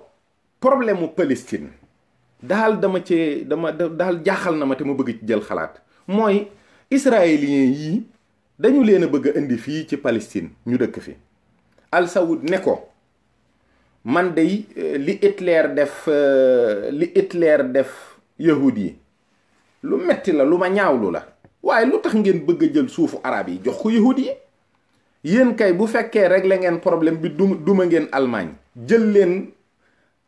as lëf ci Allemagne defal leen ko muy seen dëkk. loolu moo nekkoon xalaatu Al Saoud. léegi Roosevelt daan ne ko na nga dalal sa xel ndax balaa ma cee jël benn décision benn dogal dinaa waxtaan ak ñaari côté yi mooy dinaa waxtaan ak palestiniens yi dinaa waxtaan ak Israël yi ñii ñu bëgg a dajale indi leen fi tamit daal waaye yàlla dafa dogal tuuti rek lañ ci teg Roosevelt daal di faatu le 12 avril 1945 léegi nag ku ñuy wax Truman ñëw nekk président Amérique Truman moom ba mu ñëwee yoonam nekku ca daa daal di nangu ñu créé xam nga Israël a été créé en 1948 donc Faysal boobu moo nekkoon ki nga xam ne ba léegi image yaa ngi sax ci internet bi tu les vois Faysal moom moo nekkoon Nations Unies ci yooyu jamono nekkoon fa représentant Arabie Saoudite parce que Faysal moo nekkoon ministre bi yor affaires étrangères yeeg diplomatie ak lépp mais loolu naqari ko nag mu nekk loo xam ne moom def na fa discours keroog ñaawlu ko wax ca lépp daal mu nekk nag un affront personnel pour lui. bon bi mu ñëwee ba waxtaan ci ak baayam baay bi daf ko ni loolu day metti na ma torop waaye nag man it dama am beneen jaaxale mooy hachimite yi ñu wër ci Jordanie ak Irak ak anglais yi nga xam ne ñoo nekk Koweït ak lenn ci pays golfe bi ak Syrie man daal dalul sama xel ndax ñii mën nañoo xëy rek ne daraax ci sunu réew mi fab lépp wala ñu rey ñu kon nag américain yii li ñu def li may naqari naa jéem a waxtaan ak ñoom rek ndax ñoom it ñu gën ñoo mën a saytu ba ñii duñu dal sunu kaw loolu kon gis nga ne Arabie Saoudite moom yàgg naa wéeru ci Amérique ndax bëgg sécurité ak bëgg jàmmi boppam donc malgré affront bi malgré coow lii ak lii ko naqari ci Palestine moo tax ay problème yu sensible la mu continuer waat dellu ci américains yi ngir ñu mën koo saytu daal mel ni daal nit ak ka nga xam ne daal moom nga jàpp ne moom nga gën a wóolu ci sa kaaraange bopp. Abdel Aziz nag moom ci boppam le 9 novembre 1953 la wàccub liggéey ci Taïf doom bu nga xam ne mooy ab taawam mooy Saoud Ben Abdel Aziz nga xam ne daanaka ci histoire Arabie Saoudite sax li ñu koy tudd bariwut ndax dafa nekkoon buur boo xam ne maanaam nekk buur rek ko neex maanaam moom nekk buur daal moom moo ko neex ak bu génnee wàccuwaayu buur biñ koy jox ak cër yéeg lépp ak fab alali ak ku tabe la woon fab alali réew mi di séddale ak yooyu waaye amoon benn jafe-jafe boo xam ne américains yi teel nañ ko xam waaye dañ ko suturaaloon ndax boobu ànd bi li mu laaj moo tax dafa am fu mu mas di dem ay américains ne fa bi ñuy wàccee bagage am ñu gis ci ay am ñollo léegi nag ñoom ñu daal di koy wax alerter seen autorités yi wax leen ko ñu ne leen noo noppi leen parce que comme moom sunu xarit la te jamono yi ànd bi neex na lool pétrole beeg yépp a ngi dox bu ci seen yoon nekk bu leen ci dugg waaye nag mu nekk buur bu yambare daal boo xam ne ci gàttal dem na ba famille Saoud dem ba yëg ni kii buñ ko fi jëlewul musiba mën naa am ci réew mi ndax booba tamit économie réew mi fayit na xaalis bi sawaay fowe na ko buy tukki day ànd ak gàngoor bu kenn xamul te du xippi te booba Arabie Saoudite famille royale bi ñoo jiitu ulama yi topp ci commerçant yi topp ci kon nañu defoon ca ixwaan ya rek ñu daal di woowaat ulama yi ne leen nag jële fi buur metti na waaye waxtaan leen daal ba gisal leen ñu buntu léegi nag ulama yi ñoom it daal di defaat fatwa ñu fab buur bi exilé ko Grèce lañ ko exilé ba ni mu fa faatoo en 1969 donc biñ ko exilé nag ay 64 yooyu lañ ko exilé rakk ji Faysal daal di nekk buuru Màkka Faysal nag nekk nit ku ñeme modernité waaye nekk nit ku bari xam-xam ci diine te nekk góor gu dëgër waaye moo jëkk a jàngal jigéen ñi ñoom moom moo leen jëkk a dugal ci éducation ñu leen di jàngal ber leen waaye dañu ne ulama yu mag yi ñooy saytu li ñuy jàngal jigéen ñi. keroog ba mu dugalee rajo ak télé ca réew ma la réew ma xar ñu ne léegi nag ak kéefër dugg na biir Arabie Saoudite ba toog parce que y a la rajo il y a la télévision. ñu def ci manifestation boo xam ne 65 benn prince bu ñuy wax Khaled moo ko jiite woon mu am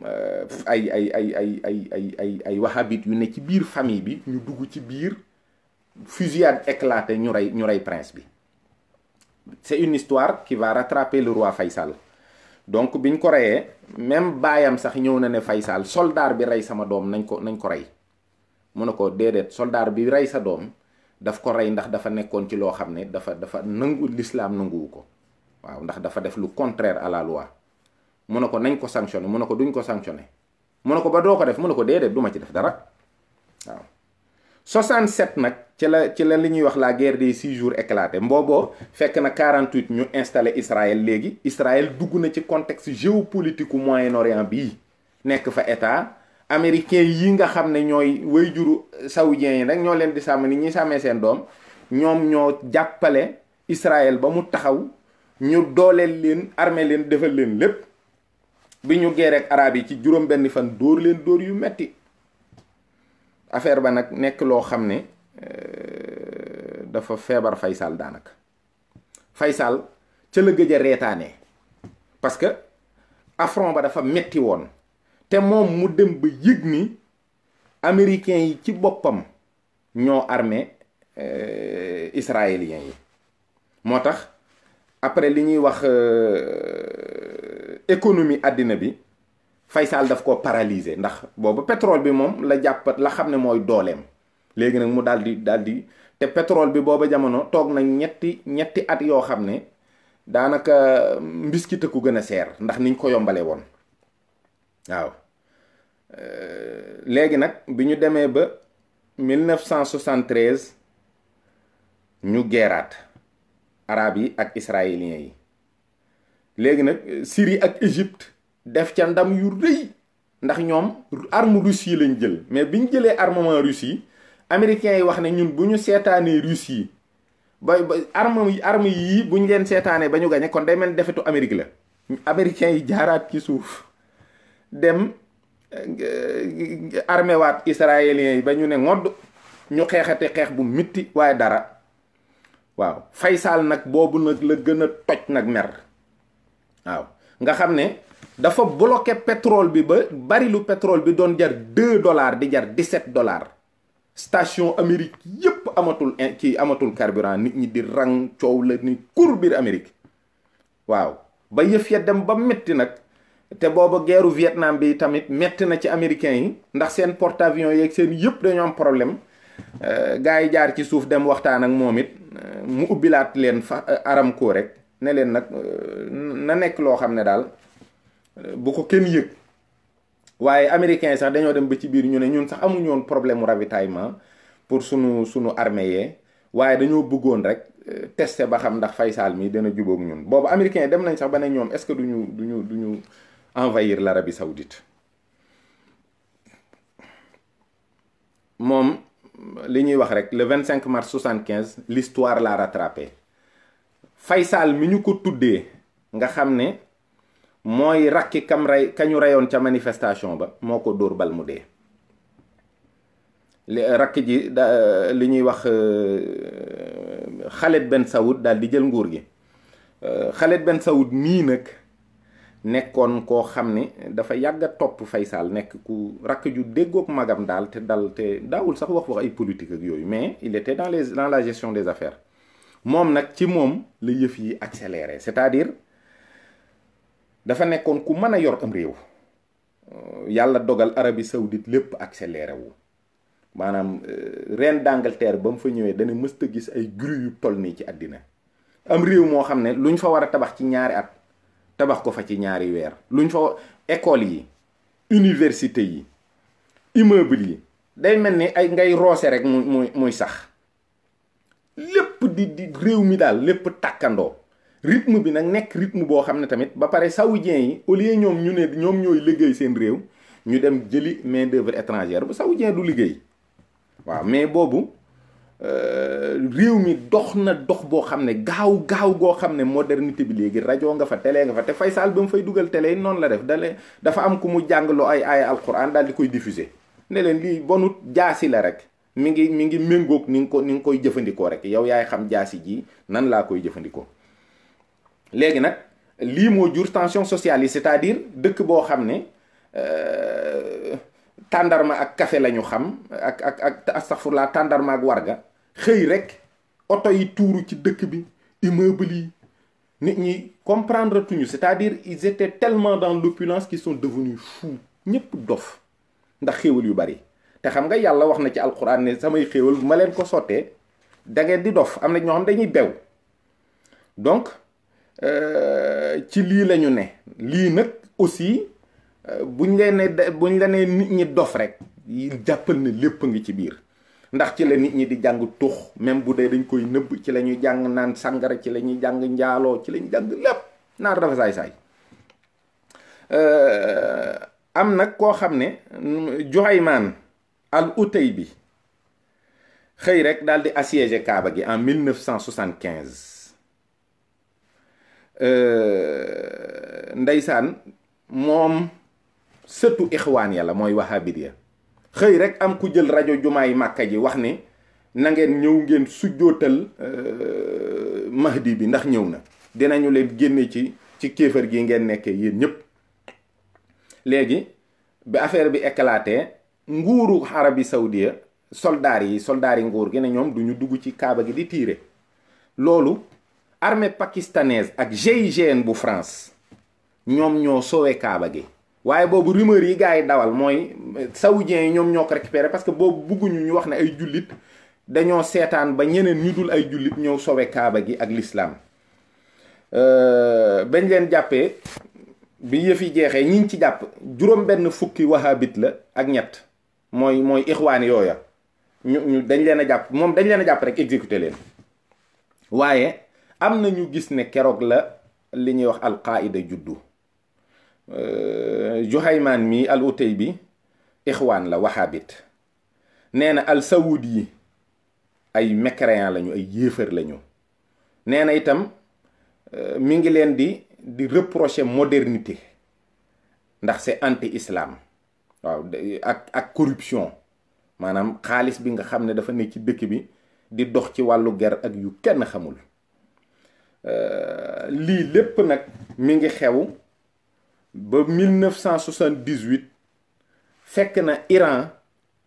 ku Shah d'Iran bi ko yoroon nekk ku pro-américain yàlla dogal Shah d'Iran daanu. Imam Khomeini jël réew ma kon mu nekkaat beneen danger ci famille al Saoud ndax Khomeini ba mu jógee dafa doon attaquer monarchie maanaam nguuru dëkki jullit ñi la leen doon attaquer di leen attaquer ci corruption ak modernisme bu accéléré bi nga xam ne moom la ñuy def ci barabu l'islam yi. modernisme bi bu ko naar yi waxee ñoom noonu lañ koy waxee waaye ñëpp xam nañ ne pomu metti mi ak mooy yàlla gi ak yàq gi ñu nekkee ndax luxe bu bari beeg yooyu moom la Khomeini doon wax. donc ca la sax gaa yi tiit ba njàngaleem jigéen ñi nga xam ne góor da daan taxaw di leen jàngal ñu bàyyi ko léegi nga xam ne dañ leen koy diffuser ci ay écran de télévision mais góor dootul dem ci seen biir di leen jàngal. 78 boobu tamit ci la Union soviétique dugg Afghanistan nga xam ne Afghanistan ba léegi ñu ngi ci guerre 78 ba léegi ñu ngi ci guerre. léegi nag jamono yi Afghanistan Union soviétique di fa dugg fekk na université yañ tabaxoon Arabie Saoudite école islamique ya ak université ya ñu defaree fa ñu kenn xamul seenub lim ni mu toll ci ay théologien ay nit ñu jàng fiqh maanaam boroom xam-xam yi yëpp parce que ñeenti école yu fiqh yëpp représenté wu nañu en Arabie Saoudite loolu xëy na ñu bari xamuñu ko ak chiites yi am nañu fa sax seen jumaa mais loolu yëpp bi mu xewee ba gaa yi jàng diine ba ni ar économie xamuñ ci dara. C'est-à-dire c'est des gens yoo xam ne jàngal nañu leen diine mais bu ñu waree dugg dans le cadre de la vie active bu ñu waree ut liggéey war a takk soxna war a nangam war di liggéey di dem ak a dikk amuñu métier diine rek leen jàng. kon ba tey comme dans les années 78 ak yi da ngay gis tamit étudiants sénégalais yi nga xam ne dañoo jóge Sénégal dem ci dëkki arab yi dem jàngi. C'est le même phénomène. loolu foofu ngay gisee les débuts de la naissance du wahhabisme au Sénégal ñi demoon jàngi ci année yi nga xam ne boo demee université islamique yaa nga fa xas ñu yàkkamti ku ñëw ñu jàngal la endoctriné la waaye boo paree tu ne sers à rien. ñoom nag ñu jël bi Afghanistan bi fa Russie duggee gaa yi dak dem ne léegi ay mujahidin lañu dañuy dem xeexali l'islam ci Afghanistan. Arabie Saoudite tamit encouragé leen parce que Arabie Saoudite pro-américain la mais encouragé leen parce que Arabie Saoudite boobu bëgg na xale yi am lu ñu jàpp ci lu ñu yëngu te comme gis nañu guerre bi moom aubaine la ci ñoom ñu financé leen jox leen ay bagages ñu daal di guerre nekk Afghanistan nag di fa guerre foofu da ngay daal di xam ne ponkaleen ci seen biir Oussama Ben Laden ba le 13 juin 82 ca la Khalid ibn al Saoud mi faatu léegi nag faat Ben Abdel Aziz dal di ñëw donc faat Ben Abdel Aziz tamit bi mu ñëwee diggante 1980 ak 1988 moom moo doon financé Saddam Hussein nga xam ne pro-américain la pour mu xeex ak Khomeini. kon nga xam ne Arabie Saoudite fépp foo xam ne Amérique am na fa intérêt am la Amérique am na fa noonu mu dugg ca xeex ba seetatul ndax ñii ay jullit lañu seetatul ndax ñii ay yéefar lañu. on est dans la géopolitique de certains yoo xam ne ci intérêt àddina rek la ñuy dox ak le mécontentement ci ñi nga xam ne ñoom jàppoon nañu ne àddina bi nii la war a doxee. ci diine lañu tàmbalee woon ci ay aqida ñu ngi ci fii ñu toll. lii mooy waxtaan bi lii mooy histoire wahhabisme lii mooy histoire Moyen-Orient lii mooy la réalité indéniable boo xam ne document yépp lii la ñu indi lii kenn mënu koo dindi du samay wax c'est l'histoire c'est le vécu lu am la ba noppi. donc li jaaxal kay Fahd Ben Abdel Aziz mooy jàppul woon mukk ne Saddam Hussein dana dal ci kaw te boo xoolee pendant la guerre du Golfe nga xam ne ay jullit yu doon rey ay jullit lañu yoonu Sénégal nekku ca woon ñu yóbbu fa ay soldats kenn dellu siwul parce que seytaane bu mag bi nga xam ne mooy France moo ñu obligé ñu def ko ak Yambar mu njool moo mu nekkoon président Sénégal. lii mooy li nga xam ne mooy li am c'est-à-dire ci biir géopolitique àddina bi ñun moom ay altoppe lañu mais yëf yi nii lay doxee. donc bi nga xamante ni guerre boobu am na c'est-à-dire dañoo xëy rek sawaay daal di dugg biir Koweït. Saddam daal di dugg biir Koweït Arabie Saoudite ñoom it tiit te boobu itam Fahd xam na ni du mën a jël décision tant que ulama yi defuñu fatwa mu woowaat ulama yi ñu ñëw mu xamal leen nag ne leen problème am na parce que waa ji mi ngi Koweït te fii la jëm si parce que am na ay photo satellite yuy wane ni am na ñu léegi ñu jéggi frontière bi dugg ci réew mi ñu nekkaat ci loolu booba jamono nag fekk na jàmbaar yeen jóge nañu Afghanistan ba dellusi nañu waaye ñoom it defu jàppuñ ci dara ñi ngi fi am nañu xaalis nag amuñu problème mais ils vivent comme des parasites ca la Ben Laden woo famille Al Saoud xamal leen ni leen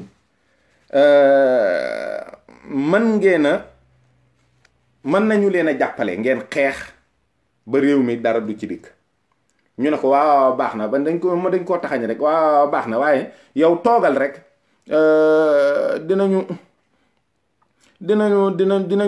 dinañ la contacter bu fekkee jot na dinañu la wax ndax ne la bëgg nañ sa ndimbal am déet. waaye nag booba alqayda nag léegi taxaw na bi faat woowee ulama yi waxtaan ak ñoom it ñu fatwaati rek xamal ko ne ko daal su fekkee benn juboo mënta am sa digganteeg Saddam moom dal di dal ci kawam dal ci kawam bi mooy na nga wax américains yi ñu dal di ñëw dimbali ñu ndax booba loxob Amérique bi rek moom la ñu yaakaar. te it njëkkoon nañu am déception ci ñaari guerre yi jëkk mooy guerre de 6 jours bi ak bi ci topp parce que financement yi ñu def ci armée Arabie Saoudite kenn xamul ni mu toll mais jurul dara ay soldats yu yor ay biir yu réeg ay soldats yu mën a sóonoog yooyu rek ak xanaa ñi li ñuy wax sax policier Makka ñiy garder ñiy aj ak yooyu mais amul armée bu mën a défendre réew mi. donc il fallait américains yi ñëw te ñoom xam nañu ñëwu américains yi lan lay jur mooy ñoom bu ñuy ñëw dañuy indaale sàngara indaale tux indaale njaaloo indaale seeni base ak seen lépp mais il n'avait pas le choix ñu d'accord ati bi ñëwee nag c'est-à-dire loolu nag la Ben Laden jàpp ne maanaam dañoo saw suuf su tedd sa ils ont souillé la terre sainte ils ont envahi la terre de l'islam du prophète nangam prophète bi sax maa ngi koy tudd waaye defe naa ca départ balaa ko gëj a tudd parce que moom it bañ ko ca génnee yàgg na di lu moo tey dinañ ñëwaat ci moom waaye li ñuy wax opération bouclier du désert 550 000 soldats américains ñoo wàcc Arabie Saoudite genn wàllu million bu teg fukki junni ñoo wàcc Arabie Saoudite léegi nag Arabie Saoudite itam dañ leen a wax ne leen effort de guerre bi yéen a koy financer. Ils ont dépensé 50 milliards de dollars maanaam boobu Arabie Saoudite am na xaalis waaye après guerre bi daf ci feeñ dafa metti lañ ca dañoo dépensé ba dépensé guerre bu amut tellement que dañoo ragaloon rek Saddam Hussein agsi ci ñoom mais loolu guerre bi mu jeexee américains yi demuñu defaat nañu Arabie Saoudite juróomi at yoo xam ne dañ fa tëdd rek wax di leen wax ne leen déet dañ fiy toog balaa Saddam di ñëwaat wala yooyu léegi juróomi at yooyu ñu tëdd Amérique nag ñu tëdd Arabie Saoudite ca lañu ci boobu moom maara day taali lañ fa nekkee rek kenn mënu ci dara nag parce que loolu nag moo gën a dagg xolu wahhabite yi moo gën a dagg xolu Oussama Ben Laden ak yooyu. Premier attentat bi mi ngi am le 13 novembre 1995 à Riyad moins de 1 an après ñu dalaat ci ambassade ci ñu defaat beneen attentat à Dahan lépp nag ay position stratégique américaines yi ci biir Arabie Saoudite fa la ñuy dóor seen bomb léegi moom lam ci jublu mooy daaneel régime mu al saoudi yi pour ñu mën a jotaat suuf si dàq américains yi yépp dëkk bi nekkaat dëkku l'islam bi lii di xew faat moom am na attaque cérébrale ba mënatul dara nga xam ne Abdel Aziz rakk ji rek mooy moom day génn nii ñu koy xool rek waaye léegi rakk ji moo yor réew mi di ko doxal Abdallah Ben Abdel Aziz diggante bi Bush fils falu fi Bush fils falu Amérique Ariel Sharon falu nu mu tuddati Israël guerre ba tàkkaat dans le maanaam kenn amatul jàmm nag Palestine suba ngoon guddeeg bëccëg bomb yaa ngay tàkk nit ñaa ngay kii israéliens yi di bombarder palestiniens yi rek Bush daal di wax ne Bush wax Yasser Arafat ne ko na nga bàyyi maanaam terrorisme bi nga nekkee tey waxee ko waxin wu metti won ko ne ko man ànduma ak yow ci dara loolu nag tamit moom maanaam Abdel Aziz daf cee mer parce que boobu palestiniens yi ñooy dee ñooy torox mais ñoom lañ jàpp ne ñooy bandi yi maanaam Bush fils moom moo indi ne daanaka palestiniens yi léegi ñooy bandi yi bi ci Abdel Aziz meree nag ñu dem ba ci biir ndeysaan ñuy waxtaan ay def ay négociation dañuy yónnee ay ndaw ak yooyu entre le 8 et le 9 septembre 2001 ñu waxtaan ba Abdel Aziz daal ne Bush de loolu mu wax baax na moom na ko wax rek su ko defee ñu ubbiwaat ay négociation mën a xool nu ñuy def ba régler problème ba le 11 septembre avion ya dal ca kaw nu mu tuddati ya tour jumelle ya te Ben Laden ku doy waar la ndax bi avion yi di dal ci kaw tour jumelle yi commando bi nga xam ne ñoom ñoo def attentat yi bu fekkoon ne 15 lañu de 19 lañu 19 lañu sax 15 yi ay saoudien lañu donc du coup Arabie Saoudite daa mujj léegi la face de l'Arabie Saoudite représente l'ennemi de l'Amérique parce que attentat bu am Amérique ak Amérique ni mu taxawoo Arabie Saoudite fukki nit ak juróom ci fukk ak juróom-ñeent ya di ay saoudien problème lay indi waaw léegi nag 7 octobre 2001 américains yi dugg Afghanistan fépp tàkkandoo daal fépp ba ci àddina bi yépp ba fii ñu toll boo xoolee diggante 2000 maanaam année 2000 rek 1814 attaques terroristes ñoo am en 2000 yoo xam ne bu bokkul ak 2000 laa wax de 11 septembre 2001 la 1814 attaques terroristes ñoo am 4422 personnes ñoo ci dee benn journal allemand bu ñuy wax Welt am Sonntag déedéet W ci allemand V la Welt am Sonntag nee na ñoom li ñu évaluer mooy diggante 2001 ba fii ñu toog di waxtaan 31 221 attentats ñoo am 146 811 personnes ñoo ci dee bokkul ak ñi nga xam ne dañ caa deele ak ñi ci jële traumatisme ak ña ca lafañee ak ña ca amee problème ak ña nga xam ne maanaam l'islam ci boppam mauvaise propagande ba mu ca jëlee ba fii ñuy wax ak yow nga xam ne léegi l'islam est au banc des accusés maanaam l'islam égale criminalité égale terrorisme égale tout ce que vous voulez l'islam léegi géopolitique àddina bi ak jaxasoo yi ak conflit d'intérêt yi tax na ba fi mu ne nii boo ko tuddee ñëpp tiit boo taxawoon fii ci benn gaar ne allahu akbar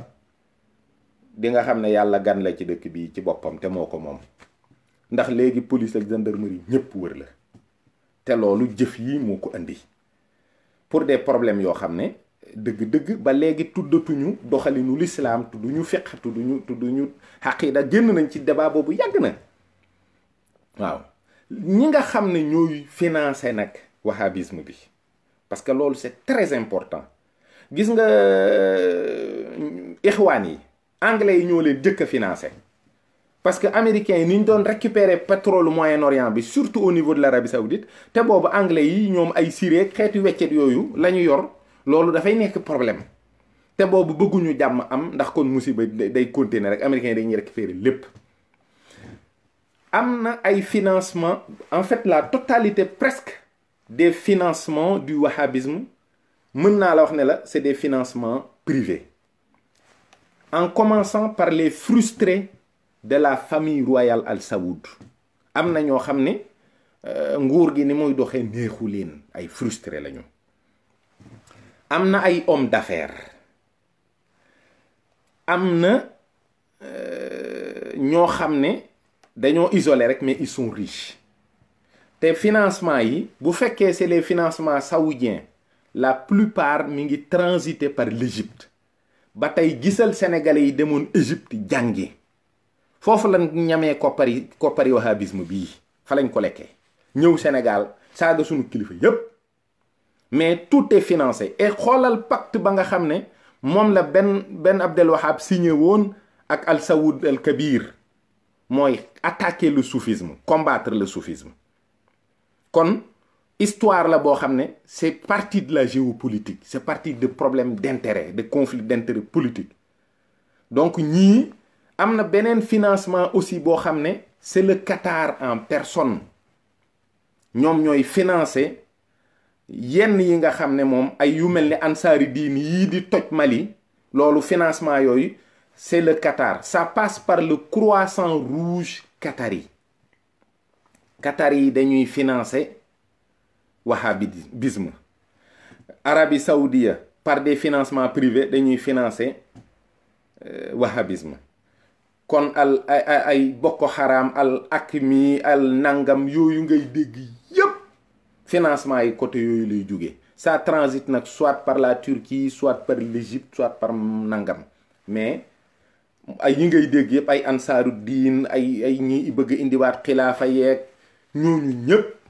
ba les frères musulmans pareil ils sont tous dans le même sac waaw lii mooy li am te it nag ñoom maanaam violence verbale violence physique maanaam saaga nit wax ko lu ñaaw wax ko lu bon toroxal ko duma nit ki rendi ko tër nit rendi maanaam ak jël nit ci ay bokkam yóbbu par force ak violer ay jigéen yooyu yëpp ak taal jàkka yi taal jumaa yi parce que seen première cible yi ñooy jullit ñi donc loolu mooy ça c'est la doctrine du wahhabisme ce n'est pas lié à l'islam parce que du doctrine boo xam ne dafa basé wu ci xam-xam buy jàngale diine xaw a wuuteeg yeneen yi bu doon mazhabu fiqh ñu ne juróomeel am na bu doon mazhabu aqida ñu ne ñetteel am na wala yooyu amul ce n'est pas de l'islam c'est de la violence c'est de la politique c'est de la frustration et c'est un mécontentement manifesté par les armes waaw te it nag bu fekkoon ne sax ci seen biir ñiy woote salaf saalih mënatuñu dellu en 1900 mënatuñu dellu en 640 wala 650 mënatuñu ko jamono fii mu toll ni 2019 bii àddina dafa dox moo tax sëñ Touba kenn xamul lu mu doon parce que jamono yi muy bind masaalik di wax ne dafa am ñoo xam ne dañu leen a nax dugal leen ci xeetu jihaad noonu lañu ko tuddee boo xam ne lanu ca jublu ci li ñu wax mooy yëkkati turu yàlla ñooñu dey seen jihaad boobu lan ca jublu mooy yëkkati seen tur lan ca jublu mooy jot ci alali àddina bi mooy jot ci li nga xam ne mooy tedd ngay àddina ji ak yëkkatiku àddina bi waaye loolu ñuy def day jihaad la boo xam ne bu fekkee ñoom lii lañu ko tëralee te wax ne yàllaa tax du jihaad maanaam bàkkaar bu bari la àndal ak ñaawteef te bàkkaar bu bari ak ñaawteef yooyu mu àndal mooy lii ma lim rek viol yeeg enlèvement yeeg extorsion de fonds yeeg yépp boo defee une enquête approfondie aussi di nga xam ne les wahhabites qui sont sur les terrains de guerre sont des salariés dañu leen di fay y'en a qui gagnent jusqu'à 1200 € par mois et dañuy am ay congés c'est ça la réalité du terrain boo demee Syrie ña fa ne am na ci ñoo xam ne ñii dee aussi dañ leen di fay ay primes yoo xam ne ça peut aller jusqu'à 40 000 50 000 € loolu mooy li am léegi nag pourquoi déclarer la guerre au soufisme? Le soufisme c'est la voie du salut. C'est une branche de l'islam qui est totalement non violente. yoonu tasawuf amul rey weñ amul rey boo xam ne c'est autorisé ci yoonu tasawuf lu dul tabaski korité ay màggal ay gàmmu pour bernde rey lu dagan yoonu tasawuf amul violence c'est la quête du divin jóg sopp yàlla ci sa xol évidemment loolu mooy tax xaqida am fa doole ndax ki nga xam ne dafay wuti yàlla dafa jóg di jëm ci boromam mais kooku faw mu sopp yàlla te li mu sopp faw mu taawil ci li mu sopp faw mu def ci ilmul kalaam def ci dialectique waxtaane sunu borom sëñ Touba sax gis nga li mu wax diini yaa xubbullah sama diine mooy bëgg yàlla te mag ñi fi nekkoon nga xam ne ci jamono jooju liggéey nañu ci l'islam ci Sénégal ñooñu ku leen saaga fu l'islam bi jëm lii fi am ak lii mag ñi nekkee woon mooy non violence bii sëñ Touba am na jihaad inni ujahidu bil ulumi wa bit tuqaa jamono ngi nii joo xam ne ku amul xam-xam ak tuuti ragal yàlla foo mën a jëm demoo fa dañ la faa jëmale rek dangaa yëgul ne am na ku la jiitu nga topp ko moo tax ku xeex tarixa bu yàggee ñu dajaloo xaw ma am nañu seeni turi bopp am nañu seeni sëriñu bopp nuñ leen di woowee nit ki saa bu la nee bul topp kenn mi ngi lay digal d'abord nga déglu ko moom kon mi ngi lay topploo boppam bul topp kenn mooy boo ko dégloo moom yaa ngi koy déglu ci position yoo war a jël ndax dina la proposer leneen te lii mooy liy réeral nit ñi te jamono ji ku amulub xam-xam ragaluloo yàlla dundoo ndundat nga rek nii muy dox ci kaw suuf bi. Pourquoi combattre le soufisme? Parce que les soufis aiment le prophète Mohammed sallallahu alayhi wa sallam. Kan laa gëj a tudd yonent bi ci waxtaan bi moo ko tàmbaleeg léegi soufi yi rekk ñooy waxtaane yonent bi ñooy julli ci moom akus néew ñoo fonk jeexitam yi ci kaw suuf. lu dul rawdatu yonent bi ci Saudiya lan nga fay gis luñ naan la lii mbirum yonent bi la amul. ba buur ba jëlee réew ma baayam la ko tuddee ku la ne bul bëgg yonent bi boppam la lay bëggloo mbaa baayam te kenn melul ni yonent bi sallallahu alayhi wa sallam. ku la ne bul ñaan ci barke yonent bi itam mi ngi lay tere am dara ci yàlla mi ngi lay tere gëm ne yonent bi mooy buntu bi yàlla. yonent bi mooy siraatal mustaqim mooy yoonu njub. ku la ne bul ñaan ci barke yonent bi ku la ne bul déglu yonent bi dee na nangam ak nangam kay kooku kay nee na la bul faale kenn bul faale yàlla sax. te yàlla moom ku faale yonent bi la. inna allaha wa malaikatu yusalluna ala nabi ya ayyuha allazina amanu sallu alayhi wa sallimu taslima. xamuñu kañ la ko tàmbali xamuñu kañ la fi wax ne bàyyi na ko. kon bu kenn bàyyi julli ci yonent bi mi ngi ci alquran ñépp di ko gis. ku la ne bul màggal juddu yonent bi am na lu ñuy màggal ci Saudiya. ku la ne bul taf photo sëb sëriñ photo buur yaa nga ca fépp boo demee al saoud photo ma nga fa photo Faysal yaa nga fa photo ñëpp nga fa. ñii di tere sax photo yi seeni photo la ñuy taf ci seeni bureau. kon nag déglu ndigalu koo xam ne ci sunu borom lay jële nel ñu ne la xutbu samaan amul wax seen waxi doof yoo xam ne kenn xamul fuñ ko jëlee neel xamoo xutbu samaan waaye inna awliya allah laa xawfun alayhim. am na loo xam ne ku ko engagé yaak yàlla képp lay doon moom ngay xeexal te doo am ndam parce que ñii bañ jógee xeexuñu dañoo wuti yàlla. xam nga sëñ Touba dafa woote wax ne même sëriñ bi logique am damaa neex ndax sëriñ bi dafa wax ne yàlla moo ko yonent bi moo ko digal mu woote wax ne moom njariñ lu àndul ak lor la daa nafxin bila dararin. kooku kon bu nit loroo ci moom day mel ni kon sëñ Touba li mu wax du logique. moo tax bi ko tubaab yi ak ñu bari tooñee dafa ne afawtu anil ahdaai turan li wajhi man. waaye gis nga la mu waxaat fee salimtu min al ahdaai turan maanaam man gëm naa ne ku dul jéggale yàlla du la jox ngànnaay. waaye gis nga sëñ Touba bi mu jéggalee noonam yëpp yàlla da ko ubbil buntu yëpp bi mu jéggalee noonam yëpp li wajhillaahi taala ngir jëmmi yàlla. kon moom lorul kenn waaye yonent bi am na fulla de ndax ku mel ci moom nii sëñ Touba mel ci moom du la seetaan mukk ngay saaga yonent bi ngay saaga sëñ Touba te du la duma. moo tax sëñ Touba ci boppam wax ne alimtu yaqinan anna mawlaaya kaana lii moom daal li mu ci xam mooy xam-xamu yaqin bu leer moom am na ko ci. wa anna al muqafa man xalaaniye yardahu képp ku ma bañ yonent bi dina la toroxal moom yoonam nekku ci. waaye cet islam non violent cet islam de l'amour d'Allah et du prophète Muhammad sallallahu alayhi wa sallam ku ko bañ ku ne ku la ko bañ loo lor na la rey na la ndax c'est l'islam qui passe. boo xoolee fii Europe gii pour nit taxaw fi wax laa ilaha illallah lu jafe la ak Amérique. te pourtant turuq sufi yi nekk Sénégal ñu ngi fii am ay kër sëñ Touba ñu ngi fii am ay zawiya tey këru sëñ Touba nga New York zawiya alxaaji Malik ma nga New York te alxaaji Malik dugul avion ba muy dem Makka ak njàmbaaram la demee. sëñ Touba ngi fii xeex ak Touba bi ba ni sëpp tey sëñ Touba il fait un jihad d'une noblesse et d'une intelligence extraordinaire. mooy ñëw na Europe ña ko doon xeex di may ay taalubeem ak njabootam ñuy wut ay kër di fa tudd yàlla di fa julli ci yonent bi te ñoom du leen naqari te loolu kat feek mi ngi am l'islam di avancé. loolu la sëñ Touba réussir ba kenn autorisé wul kenn mu tudd jihadiste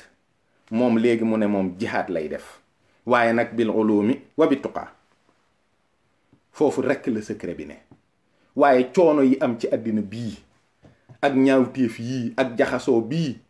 ñu toll ci jamono jii ñuy wax la mondialisation nga xam ne c'est économique, c'est apparent, ñëpp a ngi koy gis. am na leneen lu ñuy wax aussi le mondialisme diine la te tey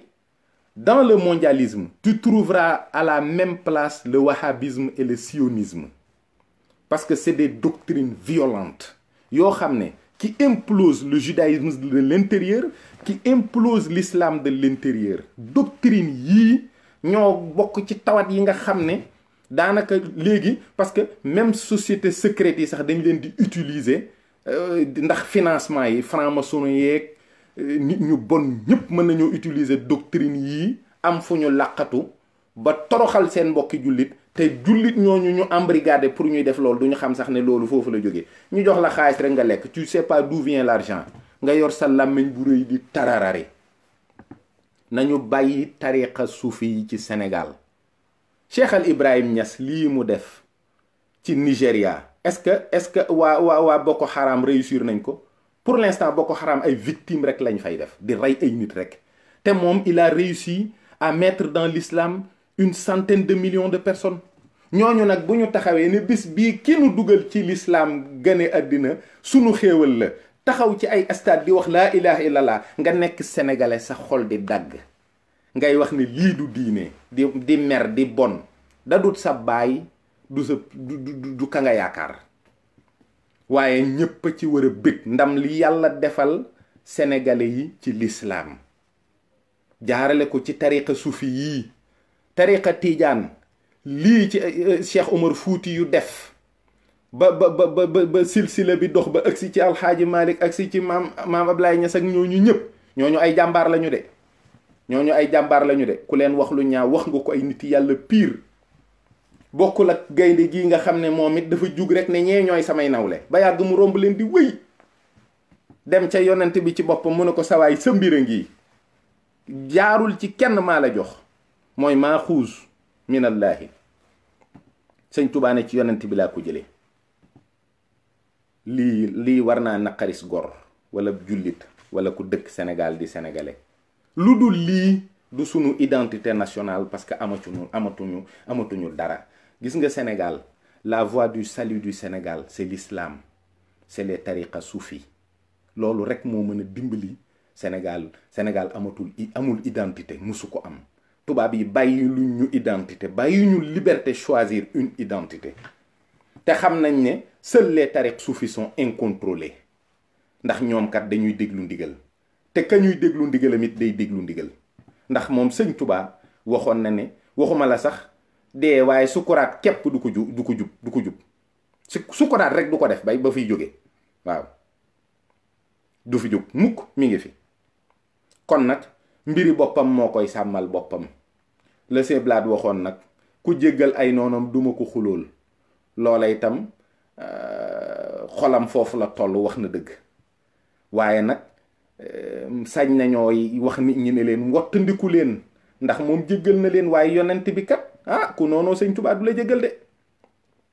waaw bu fekkee am ngeen argument yoo xam ne dafa tegu ci diine te mën a ànd ak seeni mbokki lislaam wax leen ko kalante leen ak jullit ñi waxanteeg ñoom lu rafet waaye taxaw di saaga te ce takfirisme là construit sur la destruction de la foi des autres loolu du diine balaa ngaa doonub jullit génne maanaam tey boo xëyee génnee ma lislaam ab jullit pire nga loolu du diine loolu ban diine la c'est quelle religion c'est-à-dire la religion d'exclure tous les musulmans de l'islam ngeen dem aljana yéen kese ngeen fay xaa yéen bu ngeen fa nekkul ak kenn sax du neex yàlla yërmandeem ji lu yaatu la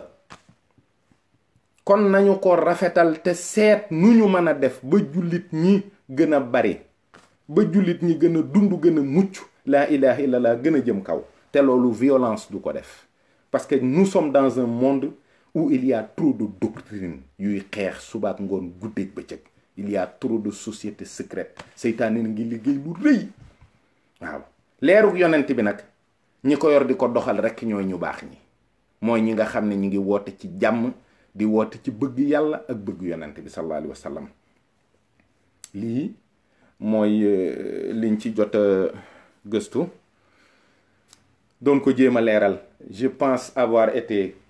concis malgré le fait que c'est très long parce que dafa xaw a bari waaye daal ñu ngi am ak cant gu rëy goo xam ne ñu ngi ko jëme ci kilifa yi nga xam ne ñu ngi taxaw ci réew mi di sàmm njaboot yi, di sàmm réew mi, di sàmm diine ji te di ko rafetal te di benn li këri diine yépp nag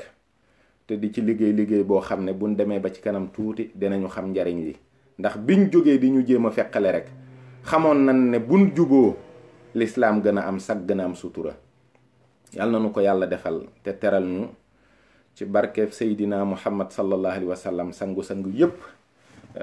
du waxtaanu boroom xam-xam nag, waxtaanu benn waay la rek, maanaam ñu mel ni Cheikh Baye ak ñi ñu fi xam ñépp te ñu xam ne yàgg nañ ci thèmes yi ak sujet yi, luñ ci xam luñ nu mën dimbalee rek wala luñ mën a leeral